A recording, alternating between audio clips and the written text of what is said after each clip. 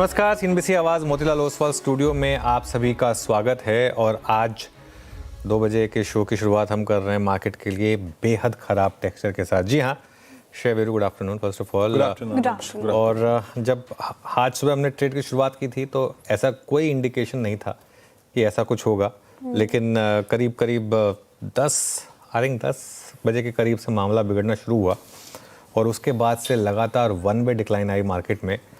और सबसे इंटरेस्टिंग बात, आज निफ्टी बैंक और निफ्टी आईटी दोनों ने कंट्रीब्यूट किया मार्केट की डिक्लाइन में, और कहीं भी निफ्टी में रुकने के कोई सेंस नहीं बने। और एक चीज़ है, अब हम जो भी हमने स्टॉप लॉसेस डिस्कस किए थे, जो भी लेवल्स डिस्कस किए थे, उन सब के कंफर्टेबली नीचे ट्रेड कर रहे हैं। तो एक सवाल उठेगा कि क्या आज मार्केट में ट्रेंड रिवर्सल है या प्रॉफिट बुकिंग है सिर्फ ये, इन सब पर बातचीत होगी।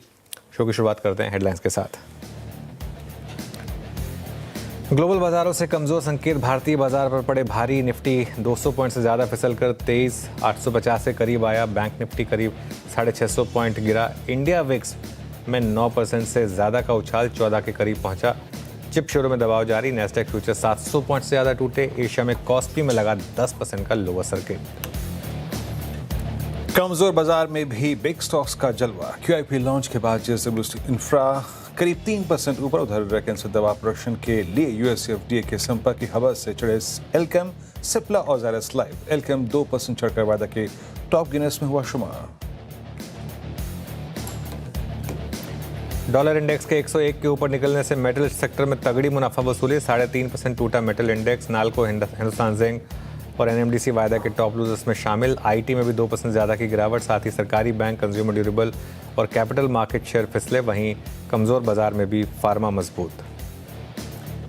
चार्ट जीपीटी और स्पॉटलाइट पर सटीक आज का। Chart GPT sector Nifty health care 1% ज्यादा ऊपर। वहीं मजबूत चार्ट के दम पर सन फार्मा निफ्टी के टॉप गिनर्स में हुआ शुमार। उधर कमजोर चार्ट के चलते 4% फिसला जनरल स्टील।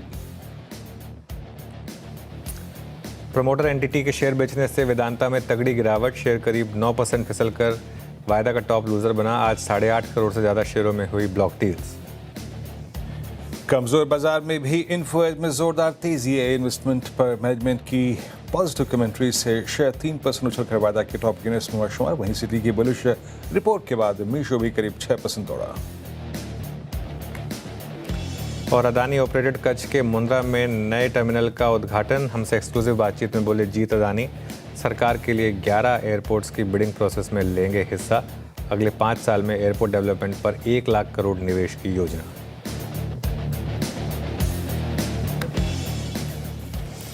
चलिए शुरुआत करते हैं फिर मार्केट एक्शन की। निफ्टी डे लो पर है इस समय। 23,862 का अभी फ्रेश ताज़ा इंट्राडे लो लगा है। और एक चीज़ क्लियर है, आज भारतीय बाज़ारों पर एक ग्लोबल वीकनेस थोड़ी हावी हुई है। एक बार इंडिया विक्स दिखाइएगा ज़रा मुझे, क्योंकि निफ्टी के साथ साथ इंडिया विक्स देखिए। आज सुबह जब हमने शुरुआत की थी, देखिए हम एक व्यू लेते हैं श्रेया, और एक डेटा देखते हैं और उस डेटा के हिसाब से एक व्यू लिया जाता है। सुबह पहले 1-2 घंटे तो इंडिया विक्स ने बिल्कुल मार्केट की उस पहले डिक्लाइन को इग्नोर किया, लेकिन उसके बाद जंप आया। इसमें 10% उछला है ये 14 के करीब। अभी भी 200 डे मूविंग एवरेज के करीब ही है, लेकिन आज ये एक थोड़ा सा मार्केट के लिए एक सरप्राइज फैक्टर रहा। और एक बार आप लेकर आइए जरा एशियन मार्केट्स और यूएस फ्यूचर्स, क्योंकि यूएस फ्यूचर्स में खास तौर से जिस तरीके की गिरावट आई है, ये तो एशियन मार्केट्स है। इसमें आप देख रहे हैं कॉस्पी में 10% का सर्किट लगा है, निके 3.5% नीचे है। नैस्डैक का फ्यूचर देखिए। आई थिंक जो सबसे ज़्यादा मार्केट के लिए आज वरी का फैक्टर रहा वो था नैस्डैक। कल ऑलरेडी हम 300-350 पॉइंट नीचे थे नैस्डैक में, लेकिन आज इस तरीके से 800 पॉइंट नैस्डैक फ्यूचर्स में गिरावट आई, उसका एक इम्पैक्ट क्लियरली। और इसकी वजह से निफ्टी ने इंट्राडे में 23,900 तोड़ा, और इनफैक्ट अब तो 23,850 के भी काफ़ी करीब हैं। बैंक निफ्टी में भी इंट्राडे में काफ़ी बड़ी गिरावट हुई है एक्चुअली, अगर आप देखें। और वो जो सपोर्ट लेवल्स थे उसके अब हम नीचे ही काम कर रहे हैं। 57,400 के 57,266 पर आ गए। अब देखते हैं 57,000 बचेगा या नहीं बचेगा। और एक बड़ी बात, इन्फोसिस ने 52 वीक लो लगाया, और इन्फोसिस की अगुवाई में आईटी में आज फिर गिरावट आई। और अब निफ्टी आईटी इंडेक्स करीब 1% दूर रह गया फिर 52 वीक लो के। और ये बड़ी गिरावट, क्योंकि 2 दिनों में अच्छी रिकवरी आई थी निफ्टी आईटी में, वो पूरी स्वाहा हुई। और आज मिड कैप और स्मॉल कैप यहाँ भी गिरावट है। अभी क्या होता है, मिड कैप और स्मॉल कैप ठीक ठाक थे अब तक, लेकिन आज मिड कैप और स्मॉल कैप भी गिरे और एडवांस डिक्लाइन लेकर आइएगा ज़रा, एडवांस डिक्लाइन वो भी आज काफ़ी ख़राब है, तो वहाँ से थोड़ा सा प्रेशर आज मार्केट में मिला है आपको। और फिर बड़ा सवाल यही है कि क्या आज एक ट्रेंड रिवर्सल है या सिर्फ एक one day wonder. Let's see. बड़ा सवाल यही है क्योंकि बहुत तेज गिरावट आज भारतीय बाजार में भी देखने को मिल रही है। जैसा कि आपने बताया, ब्रेथ खराब है, रियल्टी फार्मा स्पेस अच्छा कर रहे थे सुबह, वहाँ पे भी देखिए आप बढ़त गवाया है हमने। फार्मा स्पेस अब मात्र 1% ऊपर रह गया है, रियल्टी तो 1% नीचे आ चुका है। मेटल पैक में भारी बिकवाली आज के सेशन में 3.5-4% यहाँ पर गिरते हुए नजर आ रहे हैं, और IT पैक ने तो आज गिरावट दिखाई है। लेकिन सर, जो आपने सवाल उठाए वही अहम है। एक तो मैं 2-3 सवाल हैं आपसे। जिस तरीके से भारतीय बाजार में आज गिरावट देखने को मिल रही है, ये US फ्यूचर्स में जिस तरीके से गिरावट है, जिस तरीके से कॉस्पी आज टूटा, ये एक कारण है, या फिर चल चुके थे हम मार्केट में, प्रॉफिट बुकिंग है, या फिर सच में ट्रेंड बदला है, और क्या लाजमी था हमारा इतना गिरना आज के सेशन में? और अब क्योंकि हम इतना गिर चुके हैं, जैसा कि आपने बताया, सारे लेवल्स के नीचे हम काम काज कर रहे हैं, तो अब इंपॉर्टेंट लेवल्स कौन से हो जाएंगे इस मार्केट में? बिल्कुल, देखिए इस तो पिन पॉइंट करना बहुत टफ होगा क्यों गिरे हैं, लेकिन इसमें कोई डाउट नहीं है कि सबसे बड़ा कारण है नैस्डैक। और अगर आप देखें, नैस्डैक और कॉस्पी का एक कॉम्बिनेशन है जो मार्केट में इस समय काम करता है। वो चिप रिलेटेड, AI रिलेटेड जो मूव्स आते हैं वो सारे यहाँ से आते हैं। पहले मैं आसान सवाल का जवाब दे देता हूँ। अगर निफ्टी 23,900 के नीचे बंद होता हुआ दिखाई दे आपको, क्योंकि एक्सपायरी डे है, यू नेवर नो, लास्ट के आधे घंटे में रिकवरी भी आ सकती है। अगर 23,900 के नीचे बंद होता दिखाई दे तो फिर बाहर हूँ। देखिए, एक ना एक दिन तो ट्रेलिंग स्टॉप लॉस लगना था। पिछले मंडे से एक लॉन्ग पोजीशन जो चली आ रही है, उसमें 1000 पॉइंट से ज़्यादा की रैली थी। अब उसमें ठीक है 200-250 पॉइंट गए होंगे आपके, लेकिन एक ना एक दिन तो वो कहीं ना कहीं हिट होना था ट्रेलिंग स्टॉप लॉस। फिर भी ये स्विंग काफ़ी अच्छी रही।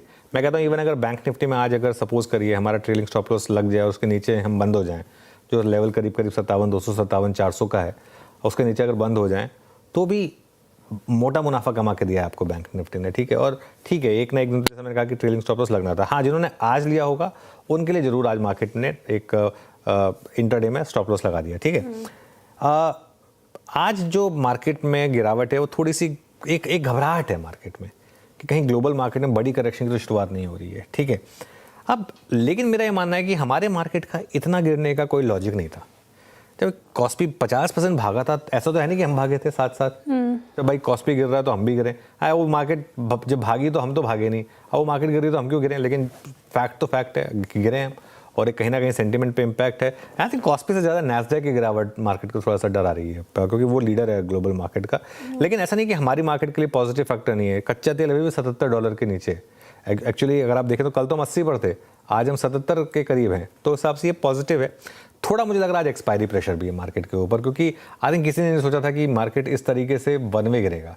एक सेंस थी कि ठीक है थोड़ा गिरेगा, लेकिन 23,900, 950 पे सपोर्ट आ जाएगा।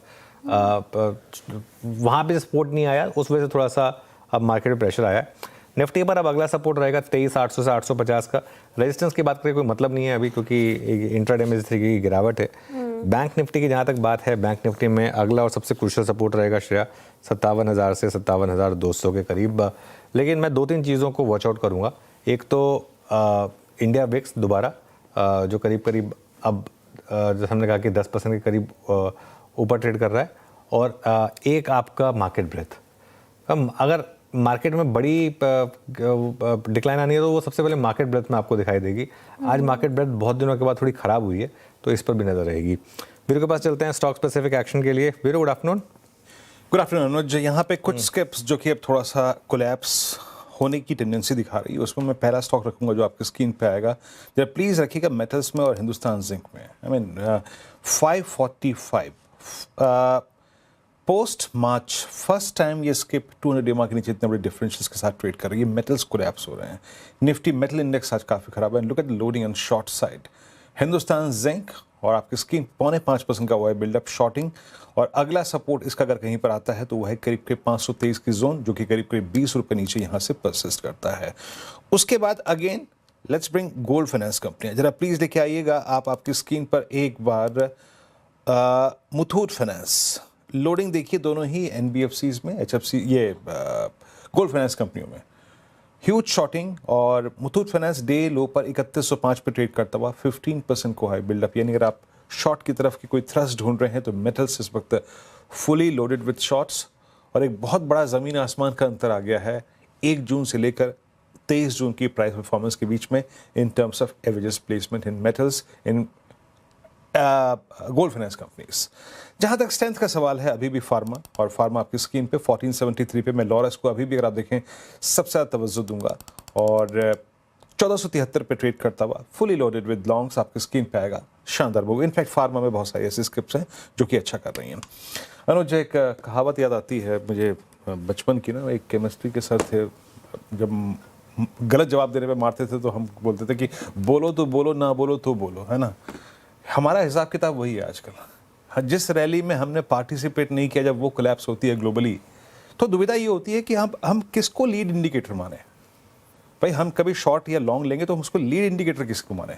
अब क्रूड एट 77 हम उसको लीड इंडिकेटर माने या फिर कॉस्पी या निकेई और नैस्डैक के कोलैप्स को इंडिकेटर माने, ये प्रश्न आता है। बिल्कुल, आई थिंक इसमें मैं एक चीज़ ऐड करूंगा, डॉलर इंडेक्स विरूप। और सच बताऊं तो एक चीज़ आपने नोटिस की होगी, इवन कल की मार्केट रैली में डॉलर रुपी का कॉन्फिडेंस काफ़ी ख़राब था, और एक्चुअली रुपी कल काफ़ी वीक हुआ था, और आज थोड़ी सी और वीकनेस बढ़ी ही है 94.75। अब ठीक है 96 से तो हम काफ़ी दूर हैं, लेकिन ये डॉलर इंडेक्स कुछ दिन पहले 99 पर था, और आज देखिए फिर हम 95 के करीब गए हैं।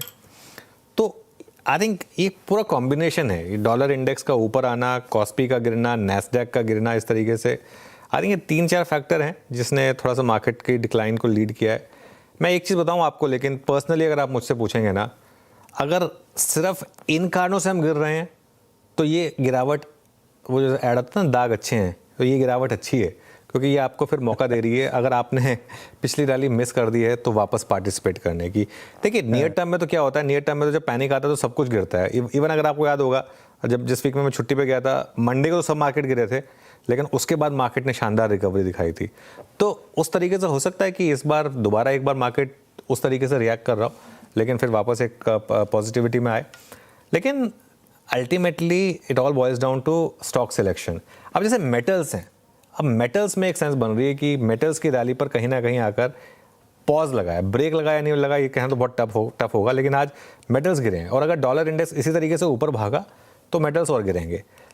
लेकिन उसका कॉरोलरी क्या है, आप देखिए फार्मा में अच्छे मूव है। आज फार्मा की हमने बात भी की थी, चार्ट जीपीटी में सिर्फ फार्मा की बात हुई थी, तो वहाँ पर अच्छे मूव्स हैं।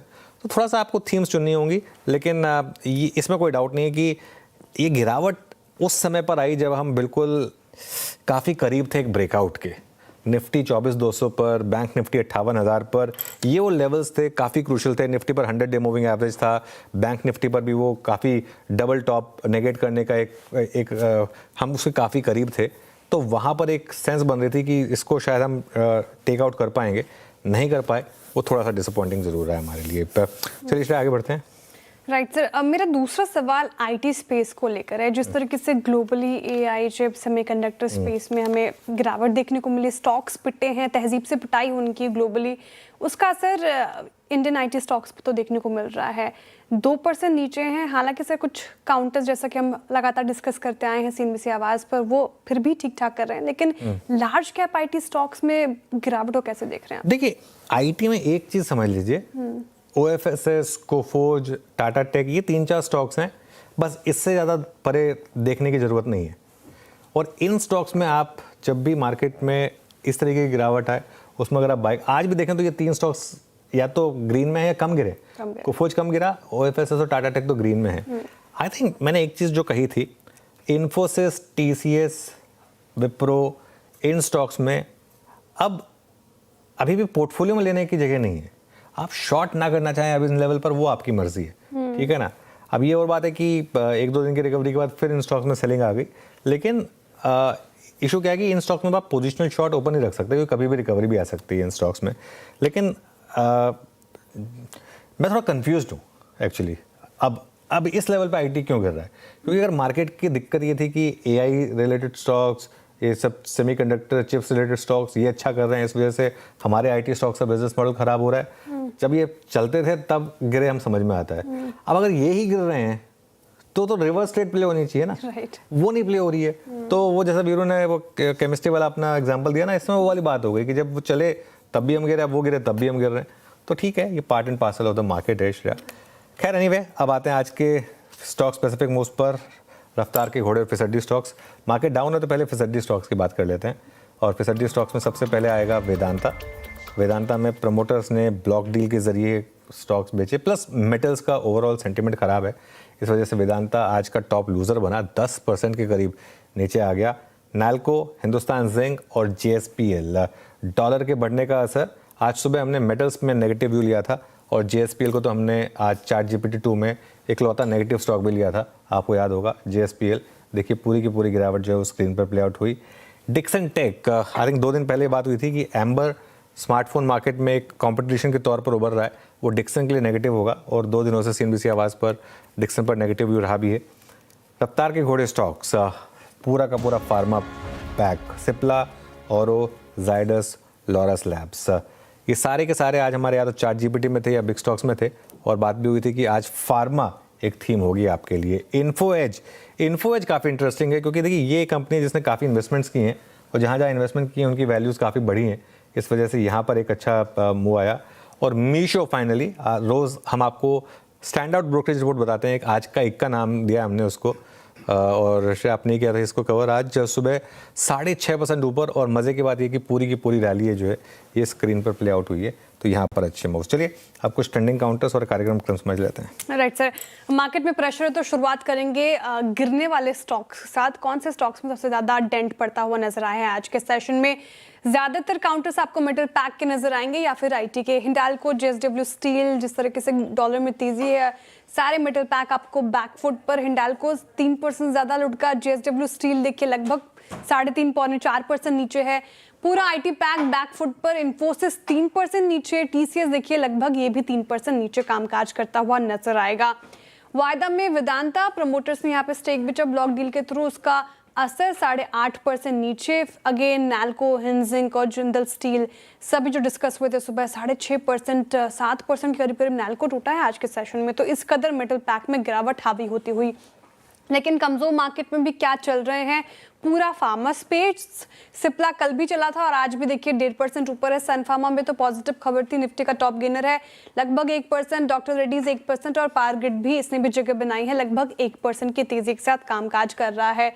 ऑरबिंदो फार्मा 3% से ऊपर, अच्छी तेजी यहाँ पर। इन्फोएज एआई में निवेश की खबर के बाद ये बूस्ट हो गया 3% ऊपर। Zydus life, Laurus labs space से 2.5 पौने 3% ऊपर नजर आएंगे, जहां पर स्ट्रेंथ है आज के सेशन में। आगे बढ़ते हैं और बताते हैं कि कार्यक्रम का क्रम क्या होगा। तो फंडामेंटल राय देने के लिए हमारे साथ हैं इंडिपेंडेंट मार्केट एक्सपर्ट नीरज दीवान जी। टेक्निकल कॉल्स लेंगे हम प्रकाश गाबा, मानस जायसवाल, रचना वैद्य, कविता जैन, अरुण कुमार मंत्री और अमित सेठ जी से। 2:20 पर हॉर्माज आपको बताएंगे कि दुनिया भर के चिप शेयरों में तगड़ी बिकवाली क्यों है।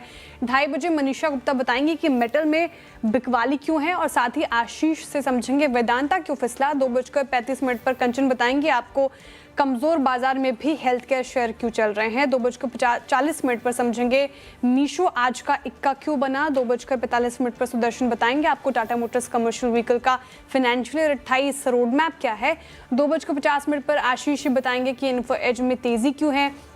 2:55 पे बिग मार्केट वॉइस में हमारे साथ जुड़ेंगे एबेकस एसेट मैनेजमेंट के सीनियर फंड मैनेजर अमन चौहान जी। 3:10 पर उनकी से स्ट्रैटेजी।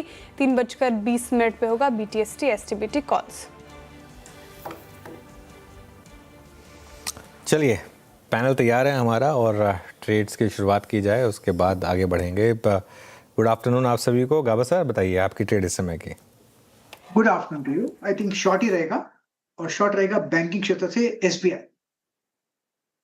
एसबीआई इसलिए नहीं कि वीक है, बेसिकली एग्जॉशन नजर आता है एसबीआई में। ट्रेड करे 1025 पर और स्टॉप लगाएंगे करीब 1031 का, और पॉसिबल है कि 1010 देखने को मिल सकते हैं 1010।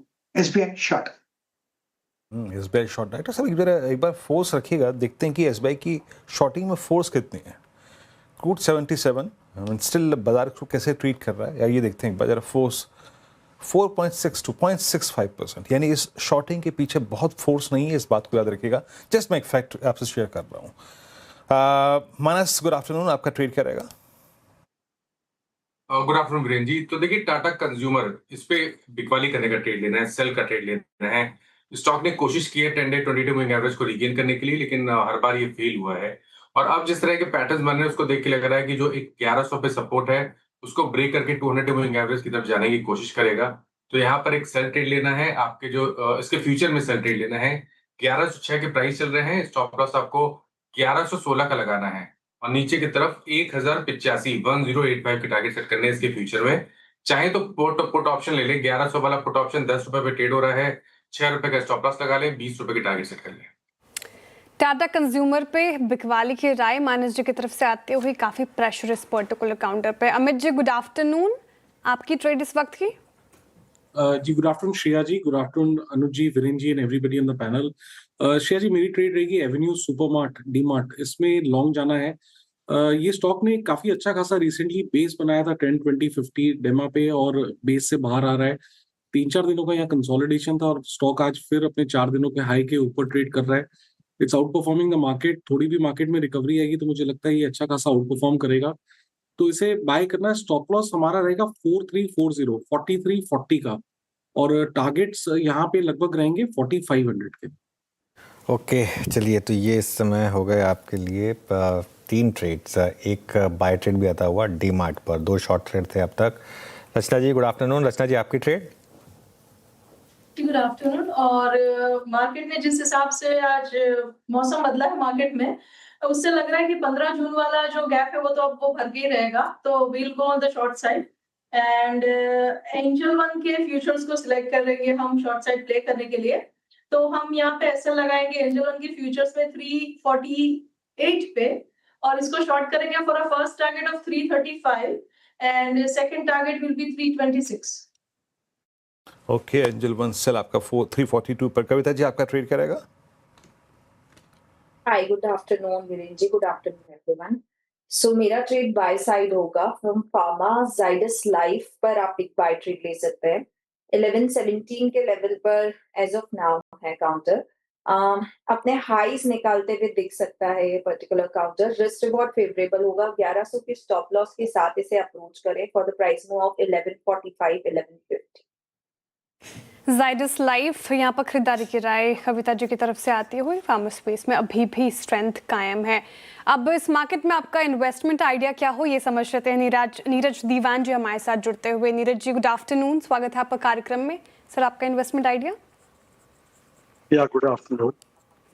जिस तरह की जो अब फ्यूल प्राइसेस नीचे आ रहे हैं, एनर्जी प्राइसेस नीचे आ रहे हैं, जिन सेक्टर्स को उनसे इम्पैक्ट हुआ था और धीरे धीरे वहाँ पे बाइंग देखने को मिली है। तो अभी जो है प्रॉफिट टेकिंग का दौर आज शुरू हुआ है। आई थिंक अगर ये थोड़ा और चलता है तो आपको बेटर प्राइसेस मिल सकते हैं। एक सेक्टर है हॉस्पिटैलिटी होटल सेक्टर, जहाँ पे बहुत पिटाई हुई थी बिकॉज मार्च में डिसरप्शन हुई मिडिल ईस्ट की लड़ाई की वजह से। तो सेक्टर में काफी पिटाई हुई, थोड़े स्टॉक जरूर वहां से उभरे, बट अभी भी वैल्यूएशन वाइज मुझे लगता है एक अच्छा कंफर्ट वहां पर है। एक बैकड्रॉप अभी भी स्ट्रांग है। हमने लास्ट 2-3 साल से जो देखा है सेक्टर में काफी अच्छा प्रॉफिटेबिलिटी इंप्रूव हुई है। तो इसमें से मैंने चुना है शैलेट होटल को, जिनका एक प्रीमियम होटल्स का पोर्टफोलियो है और उनका एक अच्छा हाई मार्जिन ऑफिस पोर्टफोलियो भी है, जहाँ से एक अच्छी एन्युटी इनकम आती है। तो इसमें वैल्यूएशन वाइज मुझे लगता है कि कंफर्ट है। ये स्टॉक 1050 के रेट पे चलना चाहिए। अभी ये 12-12.5% 2 साल बाद का ईवी बिट्टा पे चल रहा है 2028 के। अगर इसको डिजर्व करना चाहिए 17-18 time EV EBITDA because of the portfolio and because of the growth that जो 1-2 साल में दिख सकती है। तो इस स्टॉक को आप एक्यूमुलेट कर सकते हैं इस करेक्शन में। शैले होटल स्पेस में पिछले कुछ सत्रों से स्ट्रेंथ थी और इस गिरावट में एक्यूमुलेट करने की सलाह लंबी अवधि के नजरिए से अच्छा नजर आ रहा है। टेक्निकल कॉल साथ ही हमने इन्वेस्टमेंट आइडिया ले लिया मार्केट में। टारगेट स्टॉप लॉस रिविजिट कर लेते हैं, नोट कर लीजिए। गाबोसन ने एसबीआई चुना है शॉर्ट की राय, बिकवाली करने की राय है। 1010 के नीचे के टारगेट है, 1031 का स्टॉप लॉस लगाना है। मानस जी भी शॉर्ट साइड हैं। टाटा कंज्यूमर पर बिकवाली की राय उनकी तरफ से, टारगेट आएगा स्क्रीन पर। 1085 के नीचे के टारगेट हैं। 1116 का लगाना है आपको स्टॉप लॉस। फिर अमित जी बाई साइड डीमार्ट चुना है उन्होंने, जहां पर स्ट्रेंथ नजर आ रही है आज के सेशन में।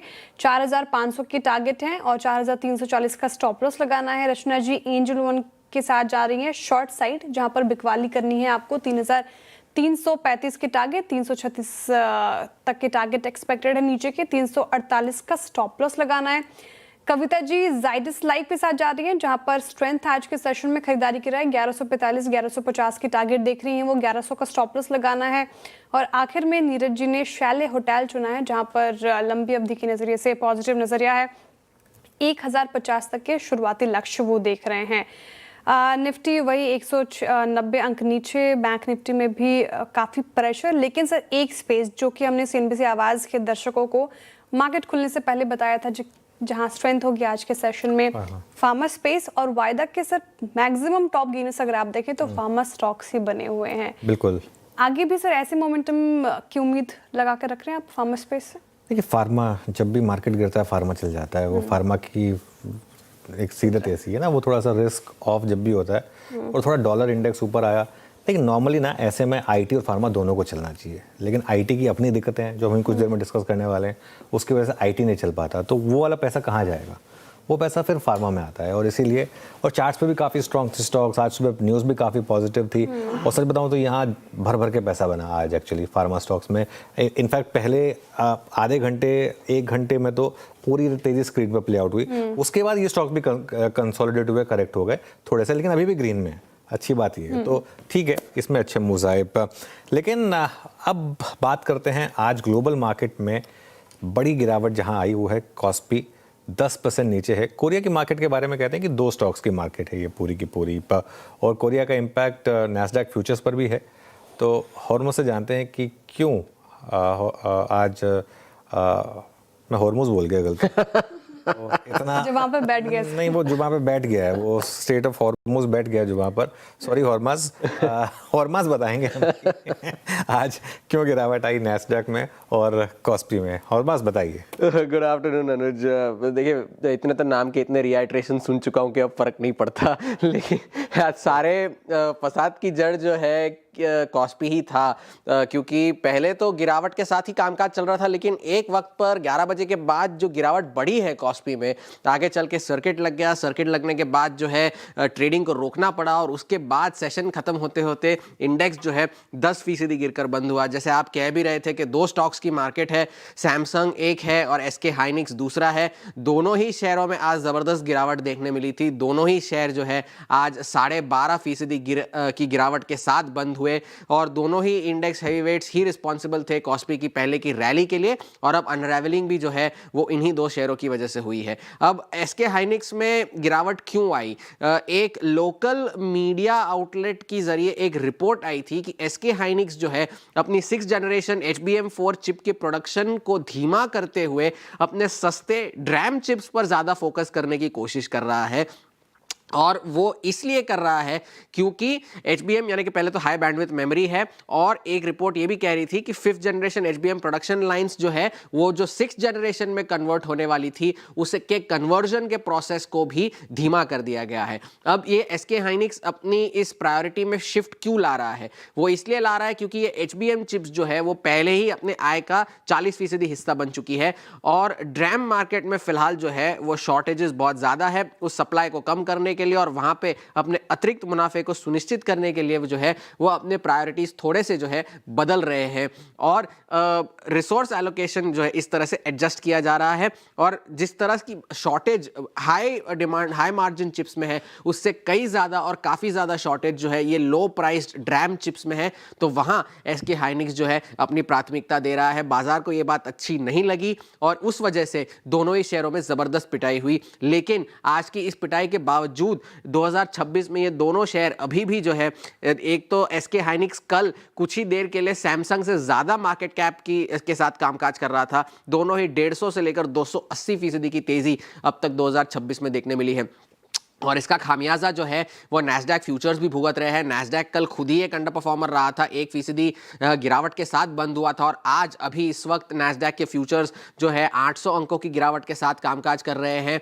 तो काफ़ी सारा इंपैक्ट जो है देखने मिल रहा है। और हम यहाँ पर काफ़ी दिनों से कह भी रहे थे कि एक चीज़ बाजार को अच्छी नहीं लगेगी, वो ये है कि ये काफ़ी सारी जो बिग टेक कंपनीज है वो उनका ऑपरेटिंग कैश फ्लो इतना होने के बावजूद भी काफ़ी सारी फंड रेजिंग कर रही है, बॉन्ड सेल्स के जरिए, इक्विटी सेल्स के जरिए। मेटा ने पहले तो $25 बिलियन जुटाए, अमेजॉन $81 बिलियन जुटा चुका है, अल्फाबेट लगभग $100 बिलियन जुटा चुका है और काफ़ी सारी ऐसी कंपनियां हैं। ऑरेकल तो पूरे वित्त वर्ष FY26 में उनका जो वित्त वर्ष होता है उसमें लगभग $100 बिलियन से ज़्यादा की फंड रेजिंग कर चुका है। स्पेसएक्स ने कल एक प्रस्ताव दिया है कि वो $20 बिलियन का बॉन्ड सेल करेगा, जिस वजह से ये स्टॉक जो है कल 16% गिर गया। और एनवीडिया ने भी जो है इसी महीने $25 बिलियन की बॉन्ड सेल की है। आपको बता दूं कि इन सभी कंपनियों का operating cash flow anywhere between 50 से $100 बिलियन का है। बावजूद इसके वो इस तरह की फंड रेजिंग कर रही है। बाजार को ये बात अच्छी नहीं लग रही और न्यूटन का कानून भी यही कहता है कि जितनी तेजी से ये सारे बाजार ऊपर गए थे, अब ये उतनी ही तेजी से ये चिप ट्रेड जो है वो अनवाइंड हो रही है। बिल्कुल शुक्रिया हुरमास। और ये इस समय एक ग्लोबल प्ले जिसमें हम हिस्सा बनते हुए और यहाँ पर गिरावट आ रही है। वैसे और कौन सा वर्जन है आपके नाम का? मैं हॉर्मोज समझ सकता हूँ। हॉर्मोज, हाँ। आज किसी ने पहले तो स्कूल में तो लोग MOZ भी लिख देते थे, आज तो किसी गेस्ट ने हॉर्मोन्स कह दिया था मुझे। हॉर्मोन्स, हाँ ठीक है। वैसे पता है, मैं बताऊँ तो हमारे एक पारसी मित्र हैं और देखिए जो मैं पारसी कम्युनिटी की बहुत रिस्पेक्ट करता हूँ, बहुत मेरे मित्र भी हैं। और पारसी कम्युनिटी के साथ एक अच्छी चीज़ पता है क्या है, वो अपने ऊपर जोक्स काफ़ी अच्छे से लेते हैं। तो मेरे एक पारसी मित्र हैं, जब हॉर्मोज ने पहली बार लिंक किया था तो उनका मुझे मैसेज आया कि पहली बार किसी बाबा को इतनी अच्छी हिंदी बोलते हुए देख रहा हूँ। तो खैर, लेकिन शुक्रिया हॉर्मोज और ये चिप का चक्कर समझाने के लिए। और इस वजह से थोड़ी सी यहाँ पर गिरावट हो रही है। एक काम करते हैं, एक चार्ट चेक लेते हैं, एक बार जरा इन्फोसिस का चार्ट चेक लेते हैं, क्योंकि इन्फोसिस का 52 वीक हाई और लो की प्लेट वापस रखिएगा एक बार। और इन्फोसिस फिर से आई थिंक आज का जो लो था वो 52 वीक लो से ₹1 ऊपर था। जी हाँ, ₹1 सिर्फ। लेकिन सुबह मानस जी हमने बात की थी, वैसे इन्फोसिस पर क्या व्यू रहेगा अब? देखिए अनुज जी, मेरा अभी भी समझना है कि शायद स्टॉक 1000 की तरफ जाने की कोशिश कर रहा है और कहीं पर भी कोई रिवर्सल के साइन नहीं है। ऐसा नहीं लग रहा है कि स्टॉक कोशिश कर रहा है किसी भी तरह का बॉटम बनाने की। तो बिल्कुल आई थिंक इस गिरावट पे खरीदारी नहीं करनी चाहिए। कभी कोई बाउंस बैक मिले तो वहां यहाँ पर लॉन्ग पोजीशन से निकलना है और फ्रेश खरीदारी 1150 के ऊपर ही करनी है। 1150 के ऊपर निकले तभी फ्रेश बाइंग की सलाह है मानस जी की तरफ से। फिलहाल तो अवॉइड करना। 1000 के नीचे के स्तर भी एक्सपेक्टेड है। इन्फोसिस में काफी गिरावट 2.5% नीचे आपको कामकाज करता हुआ नजर आएगा। अब हमारे साथ शो में अरुण जी भी जुड़ रहे हैं। अरुण जी, गुड आफ्टरनून, स्वागत है आपका कार्यक्रम में। इस वक्त की ट्रेड क्या होगी सबसे पहले? जी Shreya ji, good afternoon and good afternoon to the panel. Shreya ji, Oberoi Realty में खरीदारी की सलाह रहेगी। एक ब्रेकआउट चार्ट पे नजर आ रहा है। नो डाउट मार्केट में वीकनेस है, पर वॉल्यूम के साथ एक प्राइस एक्शन ओबरा रियल्टी में देखने को मिल रहा है। तो 1711 के आसपास चल रहा है। ओबरा रियल्टी को बाय करके चल सकते हैं। 1695 का स्टॉप लॉस रहेगा और 1742 तक के टारगेट्स हैं। ओबरा रियल्टी आपका बाय कॉल है 1711 पे। मानस, अभी कुछ देर पहले मैं बात कर रहा था अनुज से, मेटल्स को लेकर बात भी कर रहा था, रिटेल से बातचीत हुई थी, डॉलर इंडेक्स का उल्लेख हुआ वहाँ पे मेटल्स में। हालांकि ये प्रॉफिट टेकिंग अभी भी वैसे नहीं है जैसे कि मार्च में आई थी। मुझे याद है निफ्टी मेटल इंडेक्स उस वक्त करीब 11,051 तक रिट्रेस हुआ था। एक समय तो करीब 100 EMA टूट गया था। Right now we are just hanging between 50 and 100 है। बट बड़ी केयरफुली अगर आपको कहीं शॉर्ट करना हो या फिर आपको शॉर्ट का स्कोप नज़र आ रहा है, या फिर मेरे ख्याल से आप अभी भी एक पुट सिक्योर कर सकते हैं इस मंथ की, जून की। हमारे पास एक हफ्ता है अभी। कहाँ कर सकते हैं मेटल्स में शॉर्ट पुट, ये लॉन्ग पुट? तो देखिए, जितने भी मेटल काउंटर्स हैं वो डेफिनेटली चार्ट्स पे वीक लग रहे हैं। एक बहुत क्लियर कट ट्रेंड दिख रहा है एनएमडीसी में, जहां पर हेड एंड शोल्डर पैटर्न का ब्रेकडाउन है। स्टॉक अपने 100 मूविंग एवरेज के नीचे फिसला है। तो अगर जून मंथ का पुट ऑप्शन लेना हो तो मेरे ख्याल से यहाँ पर आप 85 का पुट ऑप्शन जो ₹1.70 पे ट्रेड हो रहा है उसमें खरीदारी कर सकते हैं। आपको स्टॉप लॉस 90 पैसे का लगा के रखना है। शायद इसमें 3 से 4 रुपए तक के प्राइस देखने को मिल सकते हैं।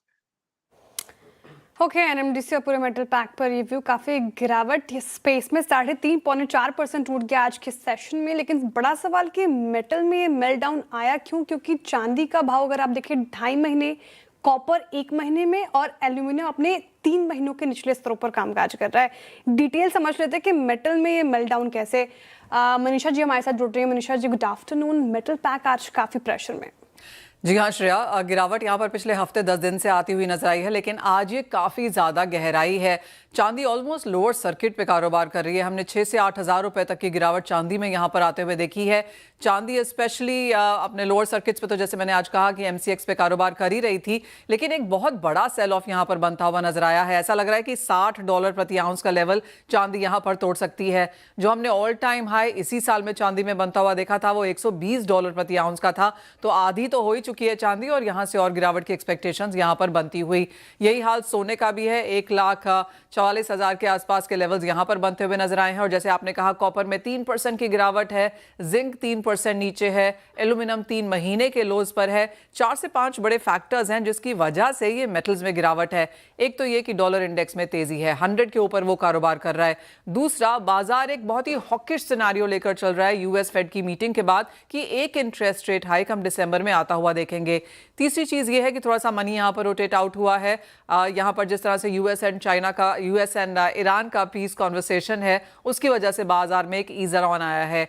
चाइना का जो डेटा है वो ऑन द वीकर साइड है, उसका भी प्रेशर यहाँ पर मार्केट्स में है। और एक लॉन्ग लिक्विडेशन हमने यहाँ पर काफ़ी हद तक मेटल्स में इसलिए भी आते हुए देखी है क्योंकि स्ट्रॉन्ग जो सपोर्ट या साइकोलॉजिकल लेवल्स हैं वो यहाँ पर मेटल्स ने नीचे की तरफ तोड़े हैं। तो चाहे वो हॉकिश स्टेटमेंट्स हैं, वीक डिमांड एस्टिमेट्स हैं या फिर strength in US dollar index है, वो सभी कुछ मेटल्स में यहाँ पर वे डाउन करता हुआ नजर आया है। मेटल्स में स्पेशली माना यह जा रहा है इंडस्ट्रियल बेस्ड मेटल्स में कि ये जो गिरावट है ये शॉर्ट टर्म है।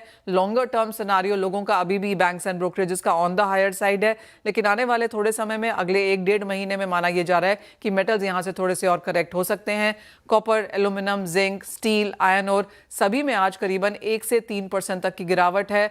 चांदी 4.5% गिरी हुई है, सोने में 1.5% तक की गिरावट है। तो आज का जो दिन है काफी बेरिश है और बाजार को लगता है कि कुछ और वीकनेस, लिक्विडेशन, प्रॉफिट टेकिंग यहाँ पर जारी रह सकती है। तो इस गिरावट के बावजूद अगर आप देखें तो और गिरावट देखने को मिल सकती है। शुक्रिया मनीषा जी इतनी अच्छी तरीके से जानकारी देने के लिए मेटल स्पेस पर। इनफैक्ट इसी स्पेस पे रहते हैं और वायदा का टॉप लूजर बना हुआ है वेदांता। वेदांता में आज तेज बिकवाली देखने को मिल रही है। शेयर आपको देखेंगे तो 9% नीचे कामकाज करता हुआ नजर आएगा, लेकिन वेदांता की कुछ अलग कहानी भी है। मेटल पैक तो टूटा ही है, वेदांता की अपनी खबरें भी हैं, समझ लेते हैं एक बार फिर से आशीष से। आशीष गुड आफ्टरनून और आज का accident of the day Vedanta. Good afternoon. बड़ी गिरावट देखने को मिल रही है, तकरीबन 8% नीचे। वैसे तो इसमें से मेटल्स निकल चुके हैं अब, लेकिन वेदांता में गिरावट का कारण है कि जो ब्लॉक डील रनिंग मार्केट्स में तकरीबन 9:17 से 9:18 पर देखने को मिली है, उसका एक असर है।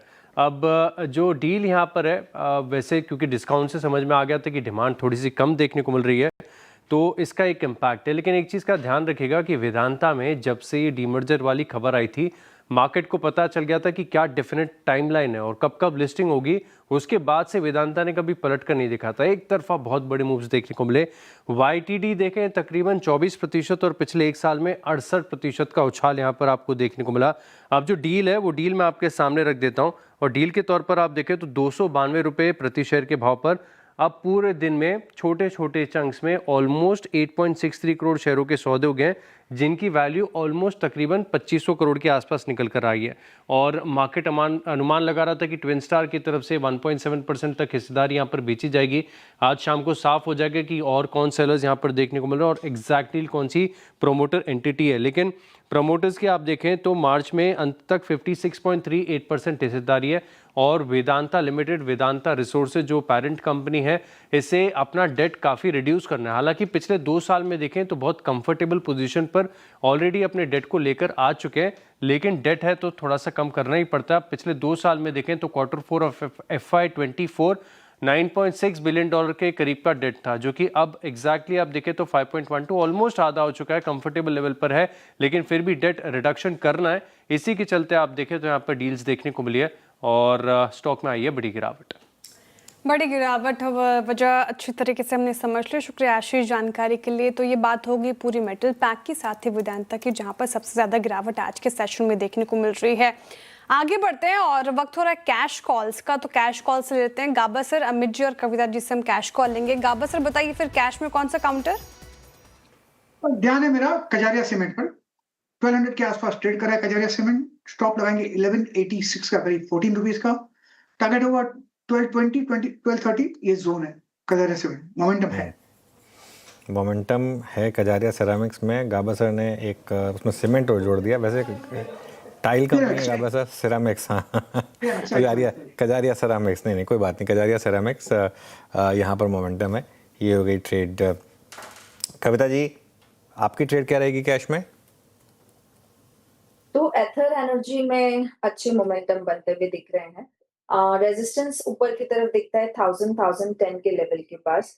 सो 992 के लेवल पर as of now counter trade कर रहा है। 980 के स्टॉप लॉस के साथ इसे अप्रोच करें। ओके, एथर एनर्जी कविता जी के पिक हो गए। अमित जी कैश में कौन सा काउंटर?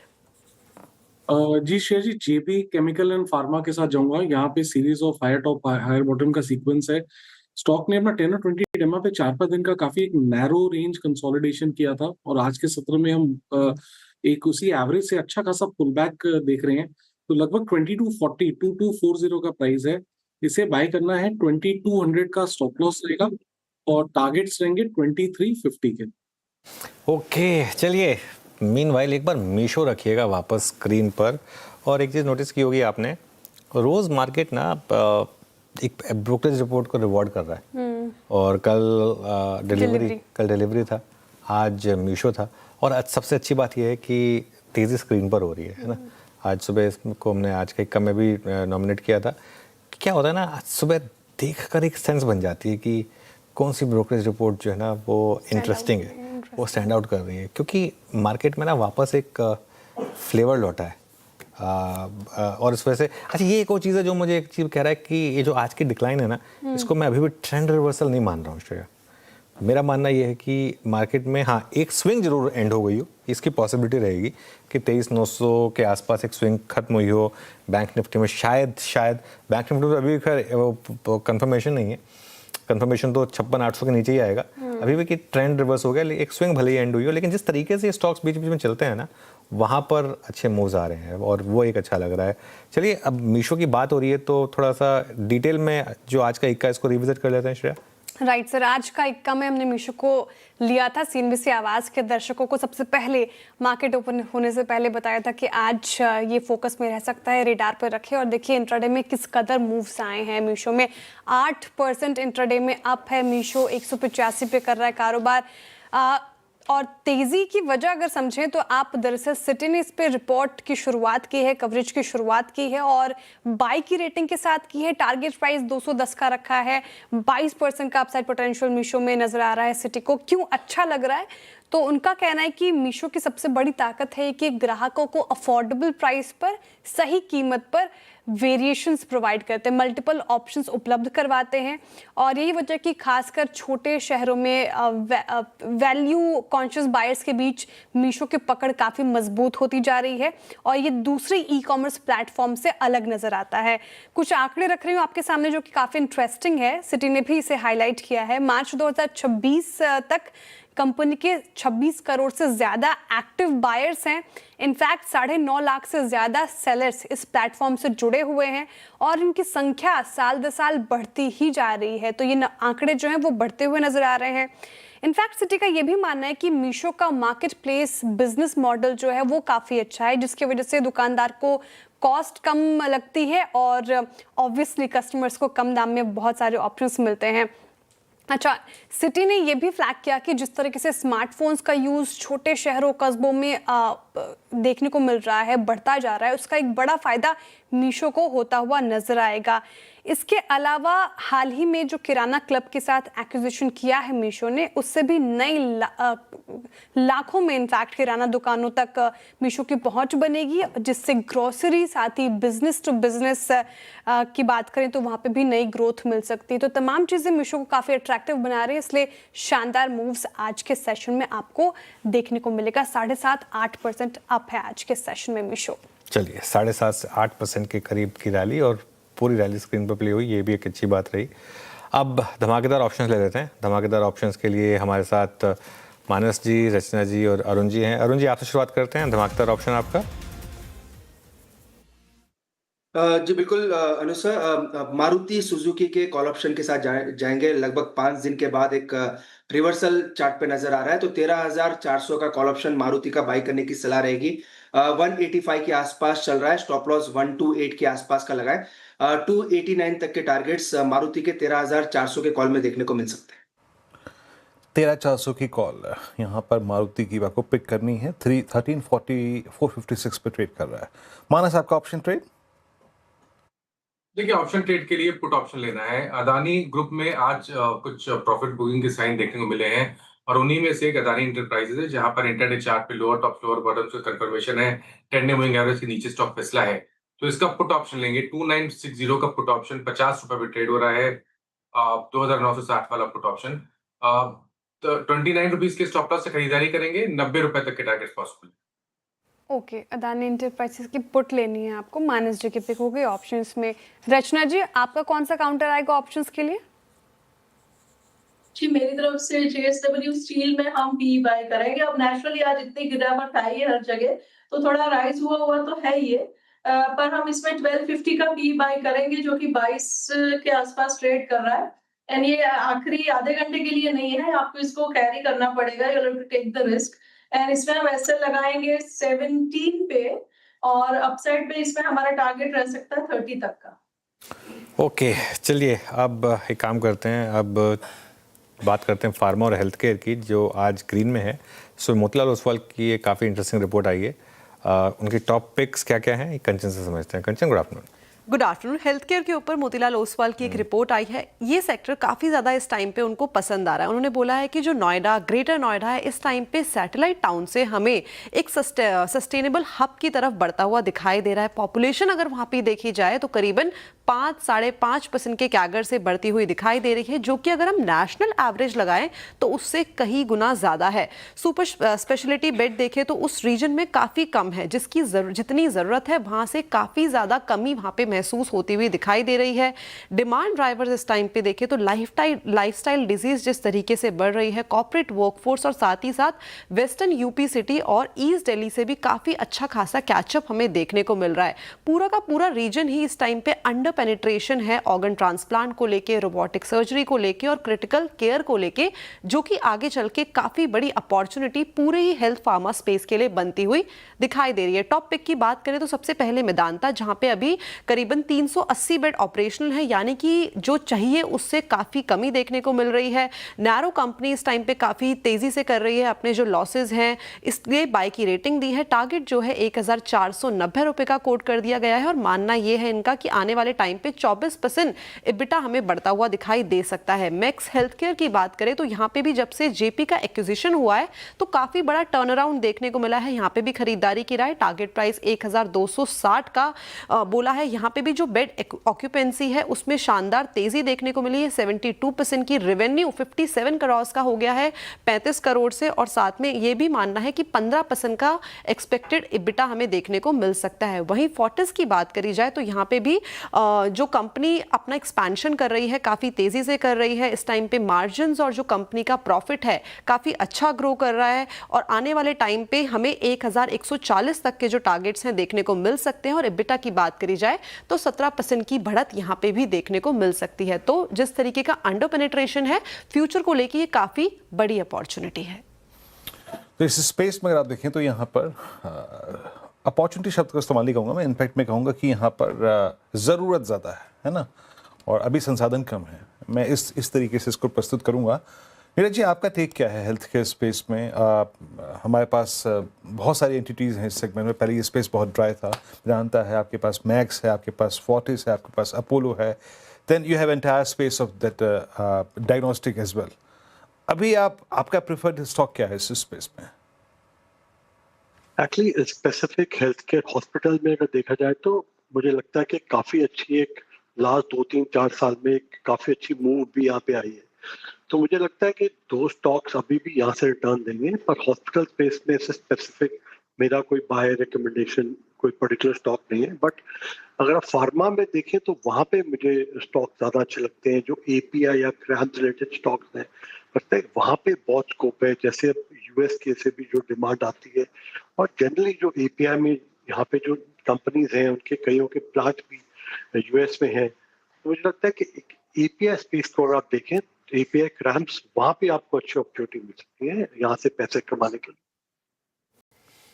ओके, चलिए अब एक इंटरेस्टिंग कॉन्वर्सेशन सुनाते हैं आपको। अदानी एयरपोर्ट का नया मुंद्रा एयरपोर्ट टर्मिनल आज से शुरू हुआ है। कंपनी की एयरपोर्ट की ऑपरेटेड एयरपोर्ट की संख्या अब 9 तक पहुंच गई है। सीएनबीसी आवाज़ से खास बातचीत में अदानी एयरपोर्ट्स के डायरेक्टर जीत अदानी ने कहा कि कंपनी 11 नए एयरपोर्ट के लिए बोली लगाएगी, साथ ही 5 साल में 1 लाख करोड़ तक का निवेश करेगी। जीत अदानी से खास बातचीत की हमारे संवाददाता केतन जोशी ने, सुनते हैं बात।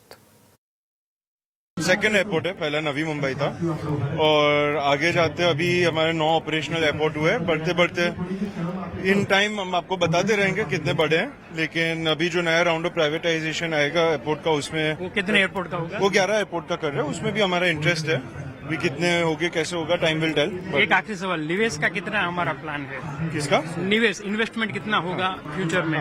जो ओवरऑल हमारा टारगेट है 5 साल के अंदर अबाउट 90,000 करोड़ टू 1 लाख करोड़ के बीच में टोटल हमारा इन्वेस्टमेंट प्लान है एयरपोर्ट डिवीजन के अंदर। वो प्लान कंटिन्यू अभी ट्रैक पे है और वो कंटिन्यू रहेगा। टूरिज्म भी बढ़ेगा इससे? 100% कनेक्टिविटी बढ़ता है तो टूरिज्म बढ़ेगा ही।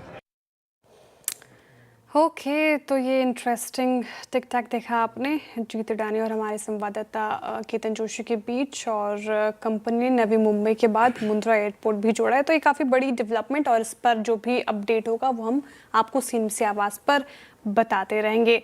कुछ और काउंटर्स देखते हैं कि जहाँ फार्मा स्पेस का भी जिक्र हो रहा था, इनफैक्ट कैश में भी देखिए आप, कोहेंस लाइफ साइंसेज देखिए 14% अप है आज के सेशन में।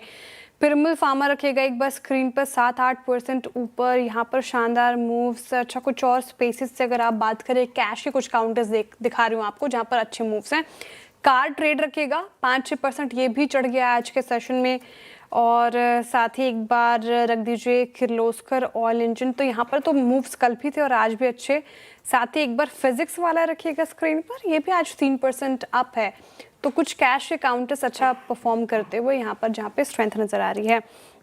अच्छा, खराब मार्केट में भी जो डेज हाई पर जाते हुए मारुति सुजुकी अभी अरुण जी ने चुना था। और एक बार एक्सिस बैंक रखिएगा स्क्रीन पर, 1% अप आपको नजर आएगा। साथ ही एक बार आयशर मोटर्स भी रख दीजिए। आयशर मोटर्स को लेकर भी आज खबर थी और यहाँ पर ठीक ठाक मूव्स, काफ़ी वॉलेटाइल हो रहा है। हालांकि एक बार एक्सिस बैंक देखेंगे अरुण जी, ये पर्टिकुलर काउंटर कैसा लग रहा है आपको इन लेवल्स पर?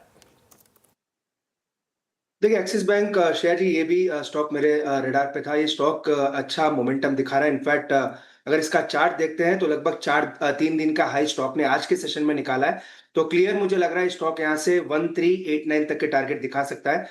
जो अगर किसी के पास लॉन्ग पोजीशन बनी है तो 1355 का स्टॉप लॉस लगाना चाहिए। 1389 से 1392 तक के टारगेट स्टॉक में आ सकते हैं। चलिए 4 का चौका ले देते हैं। अब सबसे पहले सस्ता ऑप्शन लेंगे मानस जी से, फिर चलेंगे रचना जी के पास एफएनओ सुपरस्टार के लिए। चार्ट का चमत्कार के लिए अमित सेठ जी हैं और मिड कैप फंडा के लिए हैं नीरज दीवान जी हमारे साथ। तो मानस जी बताइए आपका सस्ता ऑप्शन। तो देखिए, सस्ता ऑप्शन के लिए ओरेकल फाइनेंशियल पे मेरा ध्यान है। यहाँ पर 2 दिन पहले स्टॉक ने अपने 10-20 डे मूविंग एवरेज को रीगेन किया था, उसके बाद हमने कंसोलिडेशन देखा था, लेकिन अभी कुछ मिनटों पहले स्टॉक में एक ब्रेकआउट आया है। आई थिंक इसमें आप 9900 का कॉल ऑप्शन जो 173 रुपीज पे ट्रेड हो रहा है, उसमें खरीदारी कर सकते हैं। स्टॉप लॉसेस आपको 119 रुपए के नीचे लगाना है और टारगेट आपको 300 रुपए का सेट करना है। ओके, ओरेकल फाइनेंशियल्स 9895 पे ट्रेड करता हुआ। और अगले ट्रेड पिक करते हैं एफएनओ सुपरस्टार रचना जी से। रचना जी, क्या पिक कर रही हैं आप? जी, हम एफएनओ सुपरस्टार के लिए नौकरी को चूज कर सकते हैं। यहाँ पे हम 1010 पे फ्यूचर्स पे स्टॉप लॉस लगा के इसको लॉन्ग कर सकते हैं for a target of 1030 and 40। Okay, Info Edge ये हो गई एफएनओ सुपरस्टार में रचना जी की पिक। अमित जी, आपका चार्ट का चमत्कार? जी शेयर जी, मैं टोरेंट फार्मा के साथ जाऊंगा। यहाँ पे भी हाई टॉप्स है, बॉटम्स का सीक्वेंस है। स्टॉक ने 10 और 20 डेमा तक एक अच्छा ऑर्डरली पुल बैक दिया था और आज के सत्र में वहीं से एक अपथ्रस्ट जनरेट कर रहा है। थोड़ा सा इंट्राडे हाई जरूर गिव अप किया due to market, but overall structure positive है क्योंकि अपने एक अच्छे खासे सपोर्ट जोन से स्टॉक बाहर आ रहा है। तो 4533 का इसका प्राइस है। स्टॉप लॉस हम रखेंगे 4480 का, और टारगेट्स हमारे रहेंगे यहाँ 4650 के। ओके, चलिए अब मिड कैप फंडा बचा है आते हैं। नीरज जी बताइए आपका मिड कैप फंडा। तो मिड कैप में मैंने GSFC को चुना, Gujarat state and fertilizer chemical company. तो इस कंपनी की मार्केट कैप 6500 करोड़ है। इससे लास्ट ईयर पहले 3 क्वार्टर में काफी अच्छा प्रॉफिट दिखाया। 4th क्वार्टर में प्रॉफिट कम था बिकॉज मिडल ईस्ट की टेंशन की वजह से जो रॉ मटेरियल प्रेशर हुआ उसकी वजह से मार्जिन पे इम्पैक्ट आया। बट ओवरऑल लास्ट ईयर इनका तब भी अच्छा रहा, वॉल्यूम ग्रोथ थी, तो इसमें प्रोडक्शन भी काफी अच्छी रही। मुझे लगता है कि वो इस साल कंटिन्यू होना चाहिए बिकॉज जो रॉ मटेरियल प्रेशर था वो ईज हो जाएगा।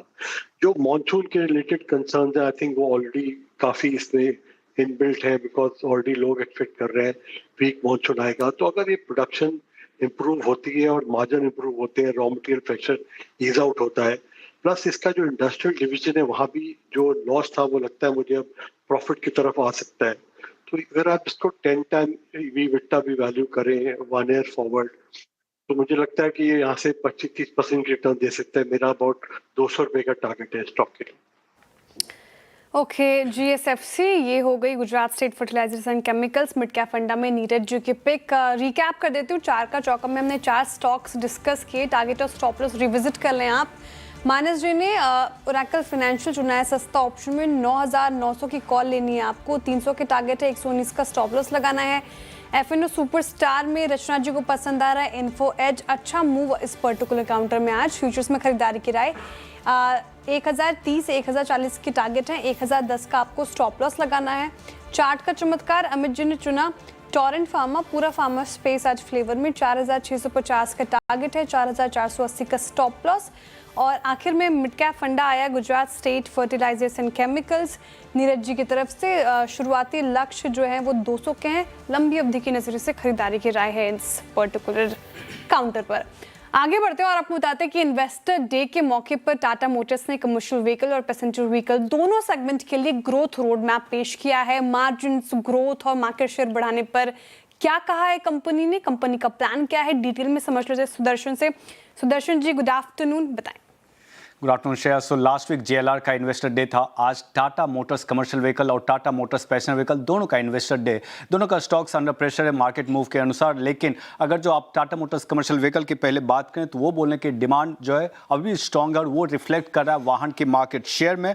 और जो मार्जिन है तो उन्होंने मार्जिन सस्टेन किया टीन्स में अक्रॉस द साइकिल। अब उन्होंने FY26 का परफॉर्मेंस FY27 का जो उन्होंने टारगेट दिया उससे कंपेयर किया है। तो मार्जिन FY26 में 13.2% था, FY27 का टारगेट 3 है। अगर जो इन्वेस्टमेंट की बात करें टोटल रेवेन्यू का 3.6% उन्होंने इन्वेस्ट किया है और उनका टारगेट भी इसी रेंज में 2 to 4%। और फ्री कैश फ्लो की बात करें तो वो 12% ऑफ टोटल रेवेन्यू है और उनका टारगेट था 7 to 9%।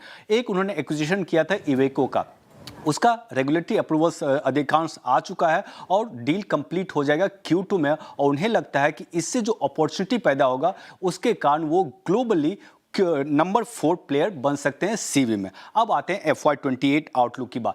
तो अगर जो CV domestic CV market share की बात करें तो अभी उनका मार्केट शेयर है 35.6%। उन्हें लगता है कि FY28 तक ये मार्केट शेयर इंक्रीज होकर 40% हो जाएगा।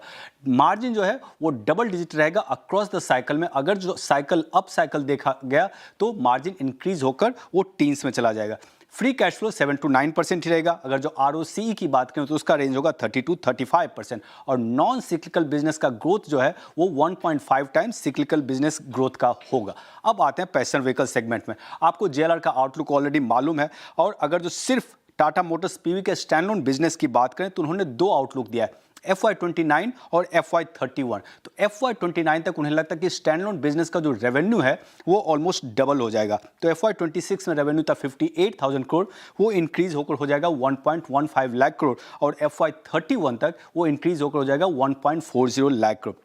अगर जो मार्जिन की बात करें तो FY26 में 6.9% है, वो इंक्रीज हो जाएगा 8% बाय FY29। और FY31 तो वो डबल डिजिट हिट कर जाएगा वो 10% पे। अब आते हैं 2-3 चीज़ जो ग्रोथ ट्रिगर्स होंगे। पहला वॉल्यूम की अगर जो बात करें तो उन्हें लगता है कि वो 15% CAGR ग्रोथ देखेंगे और टारगेट है उनका 12 लाख प्लस यूनिट्स FY31 तक का। और मार्केट शेयर उन्हें लगता है कि इंक्रीज होकर हो जाएगा 20%, जो कि 5 to 6% का इंक्रीज होगा। 2 चीज़ जो वो ग्रोथ ड्राइव करेगा वो है इलेक्ट्रिक व्हीकल और CNG। इलेक्ट्रिक व्हीकल में उन्हें लगता है कि टाटा मोटर्स का पेनिट्रेशन 30% से ज़्यादा हो जाएगा। अगर जो CNG बात करें तो यहाँ भी उनको लगता है कि उनका मार्केट शेयर इंक्रीज होकर 25% हो जाएगा। तो ये दोनों उनको ग्रोथ इंजन्स हैं। तो अगर जो आउटलुक की बात करें, दोनों का आउटलुक अच्छा लग रहा है, लेकिन मार्केट सेंटिमेंट खराब होने के कारण दोनों के शेयर्स नेगेटिव में हैं। सुदर्शन, एक बात पूछूं आपसे, मतलब जैसे कि आपने बात की CNG की, टाटा मोटर्स का PV व्हीकल, ये EV सेगमेंट भी बहुत स्ट्रांग है ना, डीजल पेट्रोल।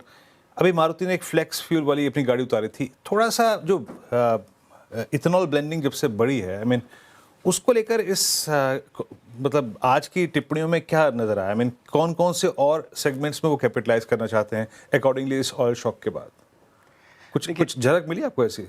नहीं, अगर जो टाटा मोटर्स की बात करें तो क्योंकि वो मार्केट लीडर इलेक्ट्रिक व्हीकल में, तो फ्लेक्स फ्यूल में उन्होंने अभी तक वो पैर नहीं रखा है, तो उनका फोकस है EV, और CNG में ऑलरेडी मारुति मार्केट लीडर है। तो अगर जो EV की बात करें, टाटा मोटर्स PV का 40% मार्केट शेयर है, CNG में अभी भी इनका मार्केट शेयर 10% से कम है, तो उस पे इसी दोनों पे इनका फोकस है। फ्लेक्स फ्यूल की बात अभी तक इन्वेस्टर डे पे उन्होंने बात की नहीं है। ओके, चलिए, बहुत बहुत शुक्रिया आपका सुदर्शन, इस पूरी बातचीत के लिए, मंत्रणा के लिए टाटा मोटर्स के बारे में। और एक बार जरा टेक्निकली इस स्पेस को भाग लेते हैं, थोड़ा सा जरा रखिएगा, क्योंकि देखिए अभी कुछ देर पहले अरुण जी ने एक बाय कॉल दी थी मारुति पे। लेट्स आई थिंक सी, क्योंकि क्रूड तो बैकफुट पे है, हमें 77 पे क्रूड है, हम ऑटो पे थोड़ा खुल के बात कर सकते हैं। अरुण, आपकी राय क्या है? आप अभी एक बाय कॉल दी मारुति पे, अगर आप टाटा मोटर्स PV और CV दोनों को अगर आप थोड़ा सा टेक्निकली डिफाइन कर पाएं, इन दोनों के चार्ट्स कैसे लग रहे हैं आपको इस वक्त? देखिए वीरेंद्र जी, दोनों के ही चार्ट साइडवेज है। अगर आप TMPV की बात करें तो वहां पे मुझे लग रहा है एक वीकनेस जरूर नजर आ रही है, और टाटा मोटर कमर्शियल व्हीकल्स की बात करें तो एक साइडवेज कंसोलिडेशन 5 से 6 दिन में देखने को मिल रहा है। अगर वीरेंद्र जी दोनों में से एक पिक करना चाहूं तो कमर्शियल व्हीकल्स जो टाटा मोटर्स जिसका कोड है, वो मुझे लग रहा है काफी बेटर है। वहां पे एक ब्रेकआउट के संकेत जरूर देखने को मिल सकते हैं। 390 के आसपास मजबूत सपोर्ट है। अगर यहाँ से ये स्टॉक चलता है तो 422 425 तक के लेवल दिखा सकता है। तो टाटा मोटर्स कमर्शियल व्हीकल का चार्ट ज्यादा बेटर है, तो उसको लेके चल सकते हैं। पर ओवरऑल निफ्टी ऑटो में देखें वीरेंद्र जी, मुझे लग रहा है मारुति में एक अच्छा ब्रेकआउट है, तो मारुति में रहना चाहिए। सेकंड स्टॉक अगर चुनना चाहूं तो हीरो मोटो में भी मुझे लग रहा है रिवर्सल लोअर लेवल से आपको देखने को मिल सकता है। तो हीरो मोटो, मारुति, ये ज्यादा बेटर प्लेस मुझे निफ्टी ऑटो में नजर आ रहा है। बिल्कुल, चलिए देखिए 3-4 स्टॉक्स देखिए, लॉरस लैब्स देखिए, और आई थिंक क्या स्ट्रेंथ रही है इसमें। आई थिंक कल या परसों ने वापस सुना था इसे स्पॉटलाइट में। एवेन्यू सुपरमार्ट देखिए, आज अमित जी ने ट्रेड भी दिया है एवेन्यू सुपरमार्ट पर। डीमार्ट ये हाई पर है इवन इस मार्केट में, यहाँ अच्छा मोमेंटम है। तो ऐसा नहीं है कि सब कुछ गिरा है, स्टॉक्स स्पेसिफिक अच्छे। ओरेकल देखिए आप एक बजरा, OFSS लेकर आइए, वापस 10,000 क्रॉस करने की तैयारी कर रहा है OFSS। ये देखिए किस तरीके का मूव आया फिर से एक बार अच्छा खासा। चलिए एक काम करते हैं, छोटा सा ब्रेक ले रहे हैं, इसके बाद एबेकस एसेट मैनेजर के सीनियर फंड मैनेजर अमन चौहान जुड़ेंगे हमारे साथ।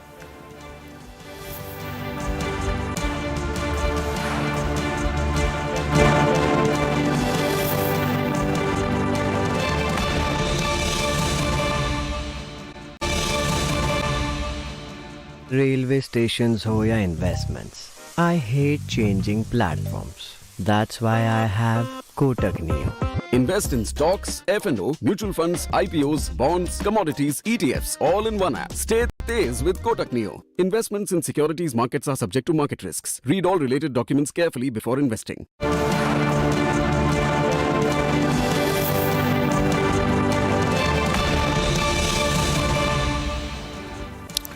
Welcome back.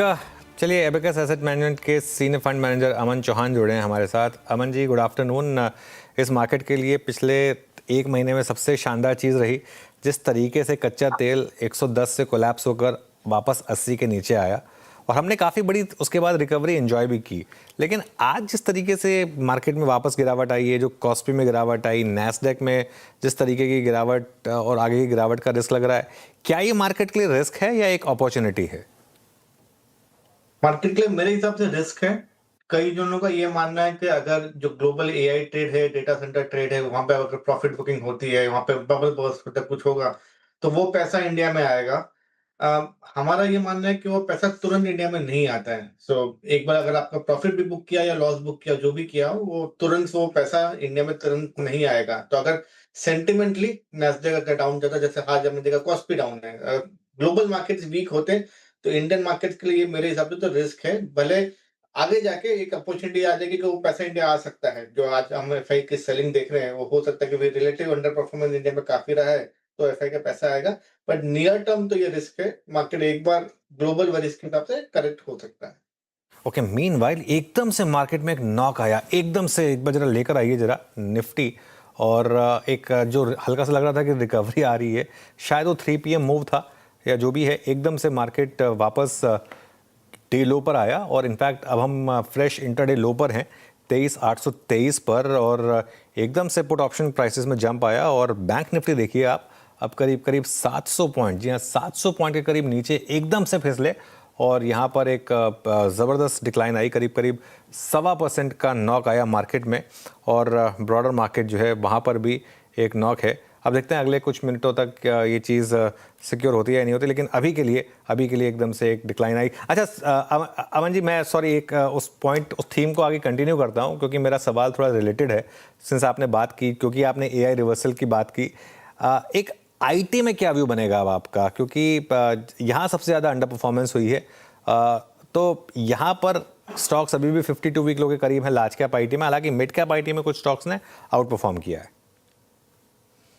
आईटी पिछले 6 महीने से हमारे पोर्टफोलियो में ऑलमोस्ट 0% है। 1 या 2 कंपनीज है हमारे पास जो प्रोडक्ट कंपनीज है, not the traditional IT services companies. Stocks वहां से 30-40% डाउन है, बट फिलहाल हमने अभी भी किसी में बाइंग इंटरेस्ट नहीं लग रहा है। इंटरेस्ट इसलिए नहीं है क्योंकि करंट जो आप अंडर परफॉर्मेंस देख रहे हैं वो है कि भाई जो भी एआई मॉडल्स आ गए उनका एक रिस्क है, उनका एक फियर है, नंबर आए नहीं आए जब तक एटलीस्ट फियर है। लेकिन आगे जाके भी हर 3-6 महीने में कोई ना कोई नया मॉडल, कोई ना कोई अपग्रेड, कोई ना कोई कुछ ना कुछ आता रहेगा, तो न्यूज फ्लो हमेशा इस सेक्टर में नेगेटिव रहने वाली है। तो हमारा ये मानना है कि इस सेक्टर में आपको स्टॉक्स वही लेने हैं जो प्लेटफॉर्म कंपनीज हो, जो न्यू एज कंपनीज है या प्रोडक्ट कंपनीज है, not the traditional IT software company, क्योंकि वहां पे रिस्क रहेगा। यहाँ से अगर मार्केट 10% बढ़ भी जाता है तो ये कंपनीज आपसे 10-12% रिटर्न देंगे, कोई बहुत बड़ा आउट परफॉर्मेंस नहीं आएगा इस सेक्टर में, एंड हेंस हमने तो कोई एक्सपोजर फिलहाल बढ़ाया नहीं है इसमें।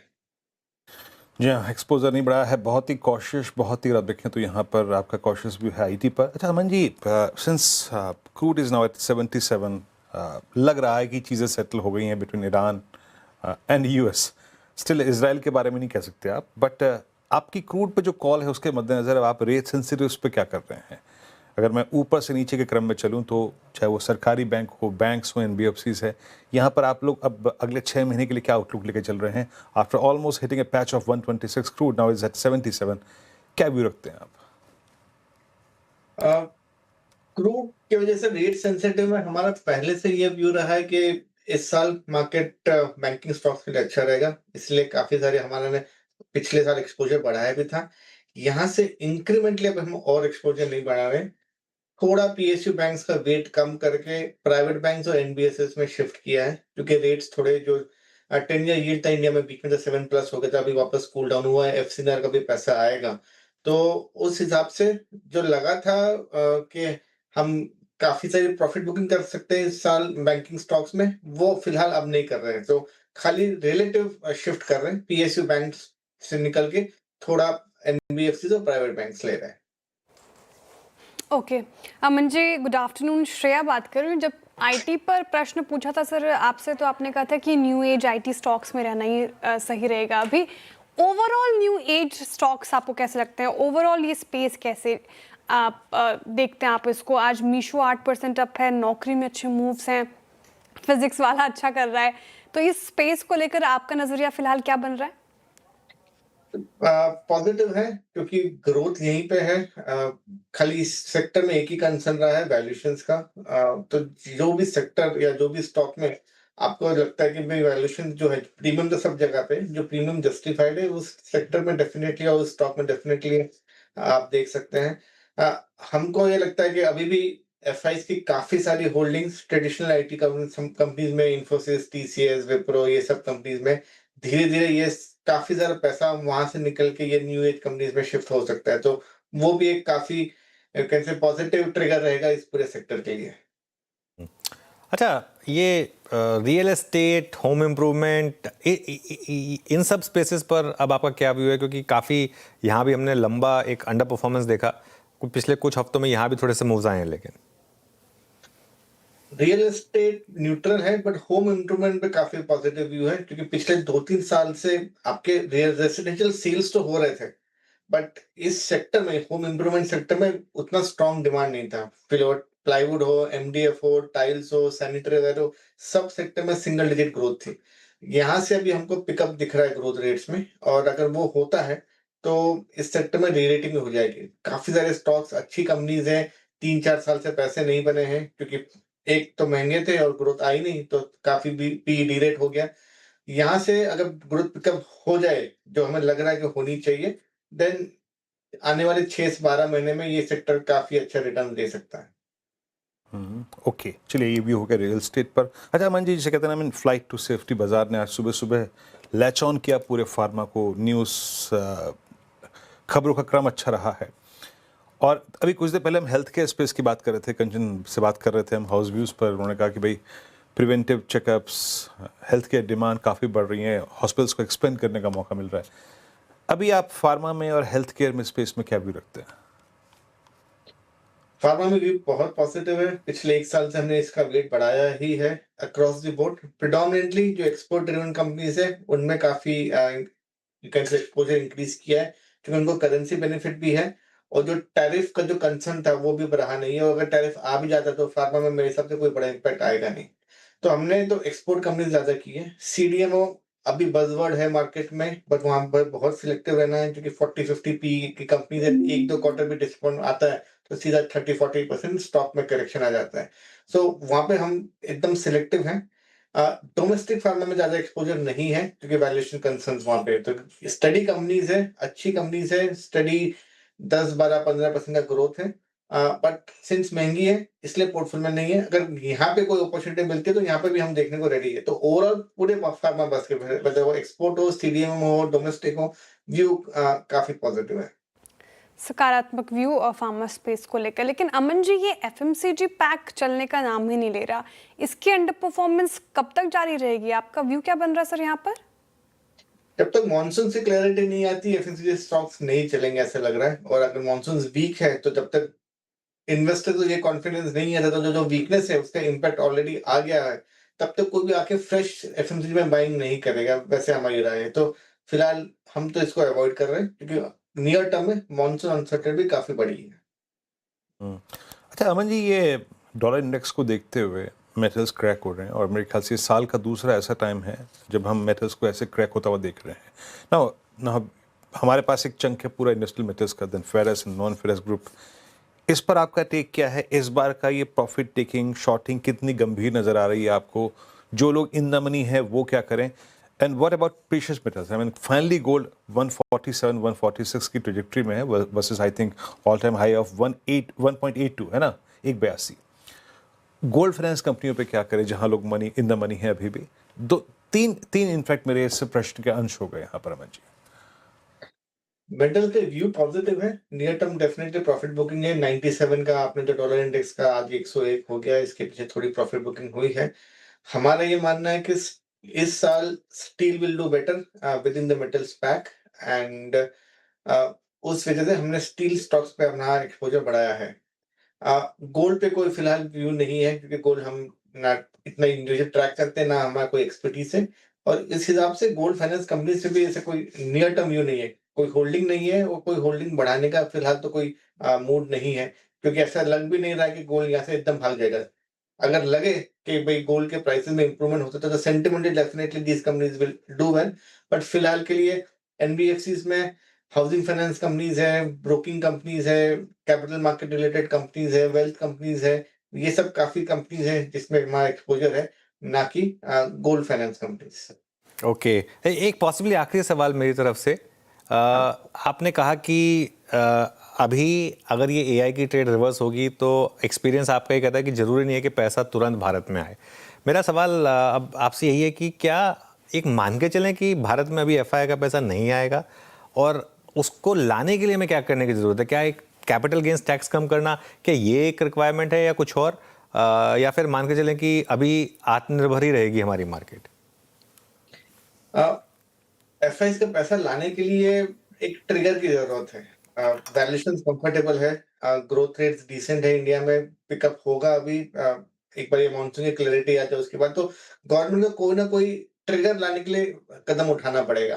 Capital gains one of the triggers है, कोई एक दो और दूसरे ट्रिगर्स पे गवर्नमेंट अनाउंस करती है तो डेफिनेटली आज एफआईएस में क्या है, इंडिया मार्केट इग्नोर्ड है। ऐसा नहीं कोई बहुत नेगेटिव रख रहा है इंडिया पे, बट ऐसा है कि यार मेरे दूसरे मार्केट में बेटर पैसा बन रहा है तो मैं इंडिया में अभी इन्वेस्ट क्यों करूं। जैसे ही कोई ट्रिगर आएगा, इंडिया में 1-2 महीने का अच्छा परफॉर्मेंस आया तो ये सब जो पैसा है वो वापस आपके रडार में दिखने लगेगा कि भाई इंडिया स्टार्टेड टू परफॉर्म, और ये पैसा अपने आप आ जाएगा और ये साइकिल पॉजिटिव हो जाएगी। ये भाई सॉरी, ये साइकिल पॉजिटिव हो जाएगी कि पैसा आ रहा है, मार्केट बढ़ रहा है and things will start to again get better. तो एक ट्रिगर चाहिए हमको मार्केट को for FIIs money to come back, और वो गवर्नमेंट कुछ भी अनाउंसमेंट कर सकती है, not just tax, there can be other things also which the government can possibly do. Okay Aman ji, बहुत बहुत शुक्रिया आप इस कार्यक्रम में शामिल हुए, सभी सेक्टर्स पे अपनी राय नियर टर्म और मीडियम टर्म में आपने रखी। बहुत बहुत शुक्रिया इस कार्यक्रम में शामिल होने के लिए। अब आते हैं क्लोजिंग नंबर्स पे। It's 23836 on Nifty and Nifty bank. Anuj, more और लेस निफ्टी बैंक जो है वो 10 डिमा की ट्रैजेक्टरी, और हमने 50 और मेरे ख्याल से 10 ऑन निफ्टी भी ऑलमोस्ट किस कर ही लिया है। कूलिंग ऑफ हुई है इंडस्ट्रीज की। आज हमने ग्लोबल मार्केट्स के सेल ऑफ में पार्टिसिपेट किया, किरदार कुछ एक्सपायरी का रहा। कैसे रीड कर रहे हैं इस क्लोजिंग को और कल के लिए क्या व्यू रखें? देखिए वीरू, एक दिन तो वो ट्रेलिंग स्टॉप लॉस लगना था, और बिल्कुल सही कहा आपने। आज हम एग्जैक्ट 20 डेमा के काफ़ी करीब हैं, ऑलमोस्ट जैसा आपने बोला कि उसको किस कर रहे हैं। तो आज ट्रेलिंग स्टॉप लॉस लगा हमारा, फिर भी एक अच्छी स्विंग मिली है, मैं एक चीज़ कहूँगा। और अगर आपने इस पूरी स्विंग में पार्टिसिपेट किया है तो अब बाहर हो जाइए यहाँ से और चांस मत लीजिए। देखिए एक अप्रोच ये है कि फ्यूचर्स ऑलरेडी 800-900 पॉइंट नीचे हैं। आज अगर ज़्यादा गिरावट ना आई तो कल हो सकता है कि रिकवरी भी आ सकती है, लेकिन अगर जितना फ्यूचर नीचे उससे ज़्यादा गिरावट आ गई तो अभी फ्यूचर 750-800 पॉइंट नीचे, अगर ज़्यादा गिर गए तो और कल एक बार क्लियर और गैप डाउन हो गया तो वो एक रिस्क रहेगा। अगर आप वो रिस्क लेकर आप ट्रेड लेना चाहते हैं वो आपके ऊपर है, वरना न्यूट्रल हो जाए और कल पता चलेगा कि ट्रेंड बदला या नहीं बदला। आई थिंक जिन लेवल्स पर हम हैं 23,800-850 के करीब, ये पहले भी एक काफ़ी क्रूशल सपोर्ट रहे हैं हमारे लिए। तो डाउन ट्रेंड शुरू हुआ या नहीं हुआ ये हमें कल पता चलेगा। हाँ, लेकिन एक चीज़ है, जो एक अपस्विंग बनी थी आज वो अरेस्ट हुई है, उसमें कोई डाउट नहीं है, और उस हिसाब से आप आगे बढ़े। चलिए श्रेया, BTST की शुरुआत करते हैं।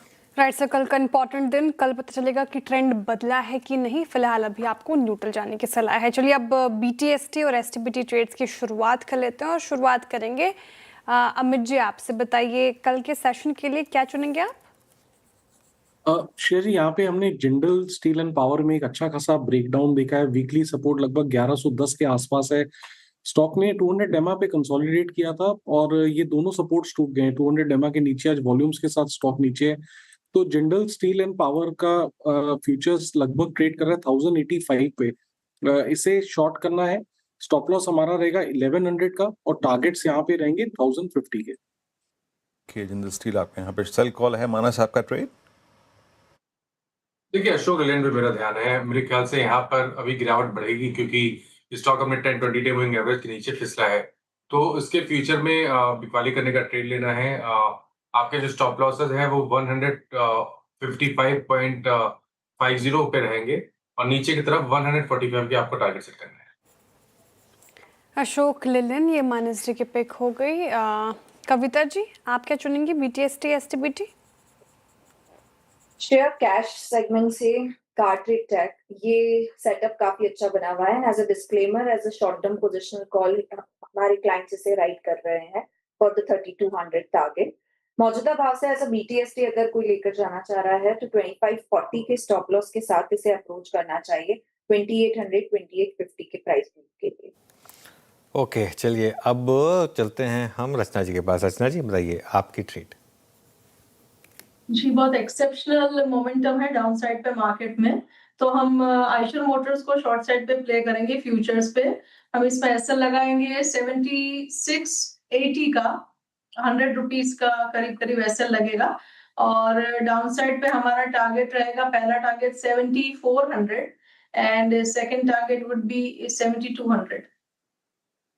क्या आइशर मोटर्स सेल कॉल आपकी यहाँ पर। अरुण जी आपका ट्रेड? वीरेन जी, एथर एनर्जी में 6 दिन के बाद एक रिवर्सल देखने को मिल रहा है, तो एथर एनर्जी में एक छोटा स्टॉप लॉस लगा के बीटीएसटी ट्रेड अटेम्प्ट किया जा सकता है। 1005 के आसपास चल रहा है। 994 का स्टॉप लॉस लगा के एथर एनर्जी को बाय करने की सलाह है। 1028 तक के टारगेट है। ठीक है, एथर एनर्जी अरुण जी के पिक हो गई। गाबा सर, कल के लिए कौन सा स्टॉक? शॉर्ट स्टॉक आईटी क्षेत्र से, स्टॉक का नाम है इन्फोसिस, ट्रेड करे 1029.30 के आसपास और स्टॉप लगाएंगे 1036, सिर्फ 6 रुपीज का। टारगेट 1000 पॉसिबल है इन्फोसिस शॉर्ट। चलिए अब एक काम करते हैं, कॉल सारी हो गई, वीरू के पास चलते हैं आज की एफएनओ मार्केट ब्रेथ के लिए। वीरू बताइए आज की मार्केट ब्रेथ कैसी रही? सुबह अच्छी थी अनुज, कॉस्पी ने ख़राब कर दी ब्रेथ, और आपकी स्क्रीन पर रखता हूँ ब्रेथ ये, और काफ़ी ख़राब टुवर्ड्स क्लोज। चाहे वो रेट सेंसिटिव्स हों, चाहे वो फार्मा की सुबह शार्पनेस थी, वो भी अगर आप देखें कुछ हद तक कम हुई है। कुछ स्टॉक्स में, नॉट एंटायर। 111 शॉर्ट, मेरे ख्याल से जून सीरीज़ के सेकेंड हाफ का ये वर्स्ट डे था, और मेरे ख्याल से ऑलमोस्ट 8 जून के बाद कब तक का worst day in terms of market breadth, derivative breadth. 111 short, मात्र लॉन्ग 16 में। लॉरस, औरो, भारत फौज, एवेन्यू सुपरमार्ट, पीएनबी हाउसिंग, ये कुछ कंपनीज जो कि आज अच्छा करके गए, लॉन्ग कैरी करके गए। हालांकि शार्पनेस इनकी सुबह भी काफ़ी स्ट्रॉन्ग थी, अब थोड़ी कम है। Zydus Life, Info Edge, Page Industries, Concor, Oracle Financial, इन सभी काउंटर्स में शॉर्ट कवरिंग थी, and most specially that Info Edge. और शॉर्ट बिल्डअप, पूरा मेटल्स कोलैप्स हुआ आज। आप देखिए मेटल्स और कुछ auto giants, Vedanta, Nalco, Hindustan Zinc, Jindal Steel, Ashok Leyland आज बैकफुट पे था, यहाँ पे शॉर्ट बिल्डअप हुआ। निफ्टी मेटल इटसेल्फ आज 50 मार्क नीचे क्लोज हुआ। और कैपिटल मार्केट थीम में एंजल वंग, यहाँ पे मेरे ख्याल से कल परसों में इसने इस दौर का हाई क्रिएट किया था, दैट वाज 361। आज रिट्रेस हुआ, आज लॉन्ग अनवाइंडिंग प्रॉफिट्स कैश में कन्वर्ट हुए। Same case Ambuja cements, BHEL, NMDC और टीसीएस। एक बार टीसीएस को लाके रखिएगा आईटी स्पेस में, जरा टीसीएस को देखते हैं। अब आप देखिए ना टीसीएस की स्थिति करीब करीब 2057 पे। यस, मैं जो चीज़ मुझे सिस्टम अलर्ट कर रहा था वही है। टीसीएस का ये क्लोज, क्योंकि शुक्रवार को तो रिकवरी आ गई थी, टीसीएस का ये क्लोज आप ये समझिएगा कि अनुज ये है 1 जून 2020 के बाद का अब तक का सबसे लोवेस्ट। क्या बात कर रहे हैं? 1 जून 2020, यानी कोविड का जो वो टाइम था ना वो। बिल्कुल। और वीरू, एक कहते हैं ना कि buy in quality stocks for long term and forget, तो ये उसका एग्जांपल है सबसे बड़ा। सही बोल रहे हैं आप। वैसे मैं देख रहा था ये लेवल्स, और ये एक और इसमें है आज 200 month moving average, daily weekly छोड़ दीजिए, आज एग्जैक्ट 200 मंथ मूविंग एवरेज पर भी ये स्टॉक आया है। और मार्च 2020 तक के लोज ऑलमोस्ट यहाँ पर आ चुके हैं टीसीएस में, और वहाँ से खैर बड़ी रैली हुई थी उसमें, लेकिन 4600 से अब 2057 तक का एक सफ़र तय किया है टीसीएस ने। टीसीएस पर भी गाबा सर शॉर्ट कैरी करें क्या? आपने इन्फोसिस की वकालत की है वैसे। टीसीएस भी वीक है एक्चुअली, न्यू लोस पर चल रहा है, यहाँ पर स्ट्रेंथ तो है नहीं। ट्रेड करें 2057 पर, मेरे ख्याल से स्टॉप लगाना चाहिए करीब 2070 का। 13 रुपए का स्टॉप है, but downside to even 2000 is possible. Strength तो है ही नहीं आईटी में, तो TCS is also included. Okay, चलिए अब चलते हैं आशीष के पास और जानते हैं इन्फो एज आज क्यों इस वीक मार्केट में भी ठीक ठाक चल रहा है। आशीष बताइए। सर, कमज़ोर मार्केट में भी स्टॉक में थोड़ी बहुत तो स्ट्रेंथ बची है, अभी भी 2.5% ऊपर। और दरअसल अपने निवेशकों को एक लेटर के माध्यम से कंपनी ने सारी जानकारी दी है, कहाँ निवेश किया, कितना निवेश किया, कौन से कंपनीज़ हैं, क्या थीम्स हैं। और इसकी सबसे बड़ी हाईलाइट मैं बताऊं तो ये है कि एआई है, डीप टेक है, कंज्यूमर टेक है, ये की एरिया फोकस है, लेकिन बहुत ही एलैबोरेटेड तरीके से 20 पेजेस का ये पूरा लेटर है। और मार्केट को आप देखें तो खासतौर पर जो निवेशक होते हैं इन्हें ट्रांसपेरेंसी पसंद आती है, वो अप्रिशिएट करते हैं जब कंपनीज खुलकर सारी जानकारी सामने रखे। तो इन्होंने अपना पूरा जो पोर्टफोलियो है जहां पर इन्होंने निवेश कर रखा है इसकी जानकारी दी। अब आप देखिए स्क्रीन पर समझ में आएगा कि किस प्रकार से इतने बड़ी बड़ी थीम्स में इन्होंने लगातार निवेश किया। मिसाल के तौर पर आप देखें तो एआई में 614 करोड़ इन्होंने 28 कंपनियों में निवेश किया था, ये दुगना हो गया, 1268 करोड़ इसकी वैल्यूएशन होगी। डीप टेक में देखें तो 455 करोड़ इन्होंने 30 कंपनियों में किए, अब इसकी वैल्यू तकरीबन 560 करोड़ होगी, यानी डबल तो यहाँ पर भी पैसा हो ही गया। लगभग कंज्यूमर टेक में देखें तो 2755 करोड़ इन्होंने 45 कंपनीज में निवेश किए, जिसकी वैल्यू अब 37,214 करोड़ है, यानी ऑलमोस्ट 13.5 गुना के रिटर्न्स यहाँ पर बन गए। यानी कुल 4,900 करोड़ इन्होंने निवेश किए, टोटल 135 कंपनी में 4,900 करोड़ बढ़कर हो गए 41,300 करोड़, यानी 8.5 गुने का रिटर्न्स देखने को मिला। और अपने लेटर में कह रहे हैं कि एक दो कंपनीज इनके पोर्टफोलियो में ऐसे आ जाएंगी ना कि वो इतना ज़बरदस्त आउट परफॉर्म करेंगी।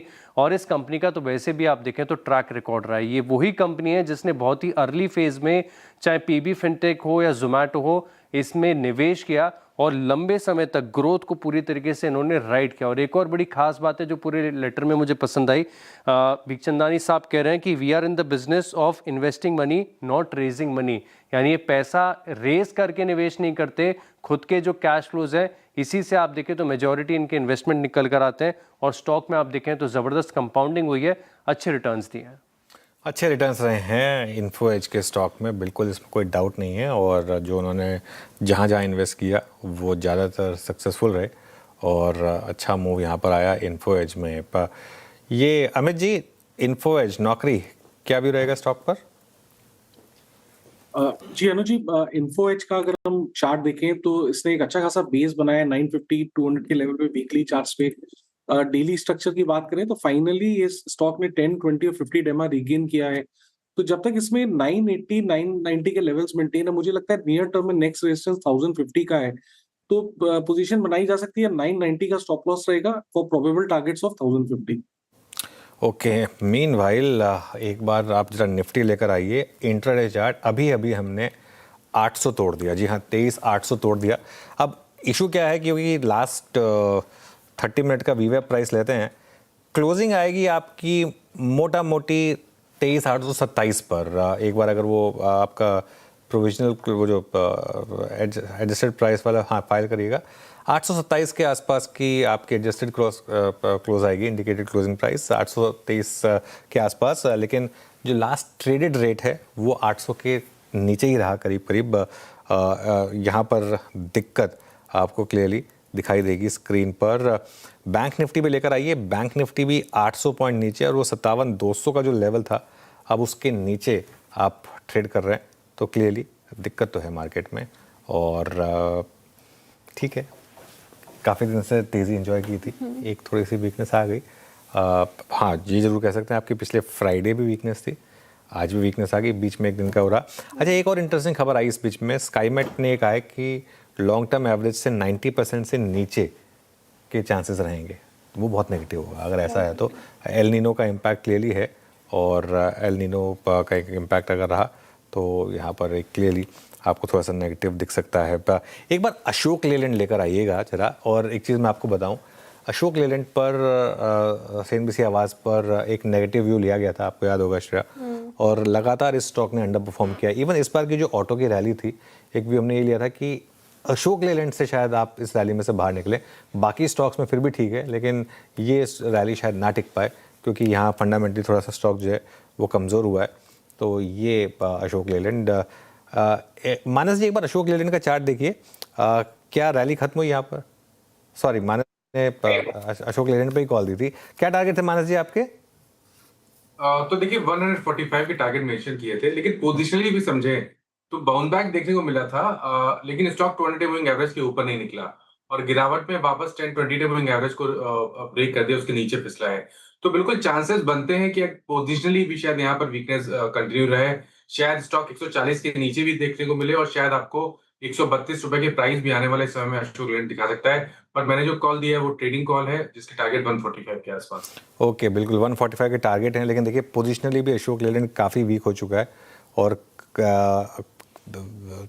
इसका एक बार 6 महीने का चार्ट रखिएगा, कहाँ इसका हाई 212 था। ये देखिए, ये सिक्लिकल स्टॉक्स होते हैं, इनमें जब मूव आते हैं ना तो वो ऐसे ही आते हैं। 215 का हाई था, 215 के हाई से अगर आप चार्टिकली भी देखेंगे ना, ये स्टॉक में गिरावट है और 200 डे मूविंग एवरेज तक जाता है, वहाँ से फिर गिर जाता है। और ये लगातार आप देखें 4-5 रैली हुई है, हर रैली फेल हुई है और जितनी बार रैली फेल हुई है आपने प्रीवियस लो को ब्रेक किया है। तो इस बार भी एक रिस्क रहेगा कि आप प्रीवियस लो को शायद ब्रेक कर दें और ज़्यादा वीकनेस आ जाए। एक और सेक्टर वीकनेस दिखा रहा है वो है PSU banks. Nifty PSU bank रखिएगा और इसमें सबसे ज़्यादा वीकनेस दिखा रहा है स्टॉक कैनरा बैंक का। कैनरा बैंक रखिए एक बार ज़रा स्क्रीन पर। अब मुझे बता दीजिए, पहले कैनरा बैंक तो किसी ने नहीं ले ली ट्रेड, नहीं ली ना? हाँ, तो आप पूछ लेता हूँ मैं। कविता जी आप देखिए जरा कैनरा बैंक का चार्ट और कोई व्यू स्टॉक पर। काफी गिरावट है काउंटर में, बट जो इमीडिएट सपोर्ट काउंटर पर आते हुए दिखता है वो 123 के लेवल पर आते हुए दिखता है। एज ऑफ नाउ 130 के लेवल पर है मेंटेन। अंटिल काउंटर 133 के लेवल को ऊपर की तरफ सरपास नहीं करता, वीकनेस बनी हुई है। Okay, Canara bank, PSU banks में काफ़ी वीकनेस, 2% नीचे ये इंडेक्स। 5 लाख करोड़ साफ हो गया आज मार्केट में। काफ़ी गिरावट आज के सेशन में देखने को मिल रही है। लेकिन कुछ और काउंटर्स है जो ऑलमोस्ट डेज लो पे बंद होने की तैयारी। वेदांता को छोड़ते काफ़ी डिस्कशन हुआ। पूरा मेटल पैक 3.5-4% नीचे था आज के सेशन में। एक बार डिक्सन लेकर आई स्क्रीन पर और ये भी 3.5-4% की गिरावट के साथ अब क्लोज होने की तैयारी कर रहा है। और चर्चा हुई थी एम्बर की एंट्रीज पूरे मोबाइल मैन्युफैक्चरिंग में कहीं ना कहीं कंपटीशन होगी, तो डिक्सन डेज लो के आसपास क्लोज होने की तैयारी। एक बार इस पर चार्ट चेक लेना चाहूँगी। गाबा से डिक्सन टेक्नोलॉजीज देखिएगा आप, और बताइए क्या व्यू बन रहा है इस लेवल पर? शॉर्ट करना चाहिए या फिर थोड़ा वेट करेंगे? गिर तो रहा है लाइक अ स्टोन, शॉर्ट हो सकता है यहाँ पर। 11,896 पर ट्रेड कर रहा है। स्टॉप लगाएंगे 12,000 का राउंड फिगर। पॉसिबल है कि down side 11,700। Yes, Dixon weak. Dixon weak गिर तो रहा है लाइक अ स्टोन। डिक्सन पे ये उपाधि अगर आप देखिए प्रकाश सर ने दी है। इट्स 23789। हालांकि जैसे कि अनुज ने मेंशन किया था कि एडजस्टेड क्लोज थोड़ा सा ऊपर आएगा, बट टिक बाय टिक पे we are at day low, और लोग थोड़ा सा अपना रिस्क डाउ फ्यूचर्स को देखकर थोड़ा कम करते हुए, और आखिरी में अनवाइंडिंग ज़्यादा हो रही है। बाकी अगर आप निफ्टी बैंक को देखें 57,088 निफ्टी बैंक स्टिल अपने 10 डेमा से अभी करीब 150 अंक दूर है। लेट्स सी कल क्या होता है, लेकिन एक काम करते हैं, इस क्लोज को देखने के लिए अनुज के पास। अनुज, ओवर टू यू। बिल्कुल वीरू, देखिए क्लोज काफ़ी ख़राब रही, इसमें कोई डाउट नहीं है। और मार्केट को डर कल की ओपनिंग का भी है, क्योंकि जिस तरीके के यूएस फ्यूचर्स हैं उसको लेकर एक थोड़ा सा नेगेटिविटी है, और डॉलर इंडेक्स जो है उसको लेकर भी थोड़ी सी नेगेटिविटी शायद आपको दिखाई देगी। खैर चलते हैं स्क्रीन पर और देखिए निफ्टी करीब 300 पॉइंट नीचे, यानी कि ऑलमोस्ट 1.25%। बैंक निफ्टी करीब 1.5% नीचे रहा। लेकिन आज के ट्रेड में सबसे ज़्यादा जो गिरावट आई वो आई निफ्टी आईटी की वजह से। करीब 2.5% आज निफ्टी आईटी गिरा और वापस अपने 52 वीक लो के करीब आया। मिड कैप और स्मॉल कैप कम गिरे, हालांकि गिरे 1% मिड कैप गिरा, स्मॉल कैप 0.5% गिरा। एडवांस डिक्लाइन 1:2.5 के करीब रहा। 850 बढ़ने वाले शेयर और करीब 2200-2300 के करीब गिरने वाले शेयर रहे आज की ट्रेड में। अब आते हैं हम आज के सेक्टोरल लूजर्स पर। सबसे ऊपर आपको दिखाई देंगे ग्लोबल इंडेक्स, दोनों के दोनों, मेटल्स और आईटी। मेटल करीब 3.5%, आईटी करीब 2.5%। इसके अलावा जो डोमेस्टिक इकोनॉमी से जुड़े सेक्टर्स हैं वो भी गिरे। PSU banks, capital market, Nifty bank, energy, इन सब में भी आज गिरावट आपको देखने को मिली, करीब 1 से 1.5%, 1.25 से 1.5% के करीब। गेनर्स पर आते हैं। गेनर्स में एक इकलौता फार्मा, और लकीली ये एक थीम थी जो आज हमने सुबह पिक की थी कि शायद आज आउट परफॉर्म करेगी। 1% ऊपर रहा आज फार्मा इंडेक्स। निफ्टी लूजर्स पर आते हैं। सारे आईटी के नाम और मेटल नाम, Infosys, Wipro, TCS, JSW steel, Tata steel, Adani enterprises, जिसमें भी थोड़ा सा मेटल का कंपोनेंट रहता है। इसके अलावा गेनर्स में देखें आप तो फार्मा, सिप्ला, डॉक्टर रेड्डीज, सन फार्मा, तीनों में अच्छे गेंस थे। हालांकि सन फार्मा थोड़ा सा towards the end cool off हुआ। पावर ग्रिड में तेजी थी, मारुति सुजुकी और एक्सिस बैंक, लेकिन आप देख रहे होंगे गेनर्स बहुत कम और बहुत लिमिटेड अमाउंट में। जी हाँ, आपकी स्क्रीन पर आप देखें ये हाल है। वो आता है ना कि हम क्या चले वो बिफर गए, कि हम क्या चले वो बिफर गए, हमें तो गिरने की आदत थी, हम फिर गिर गए। कुल मिला के अगर आप देखें हाल यही है ना? तो कुछ हाल हमारा ऐसे ही था यहाँ पर। खैर जो है सो है। इस आंकड़ों का एनालिसिस, कल की रणनीति, सब पे बातचीत करेंगे सुबह सुबह मॉर्निंग कॉल और मुनाफे की तैयारी में। तब तक के लिए नमस्कार।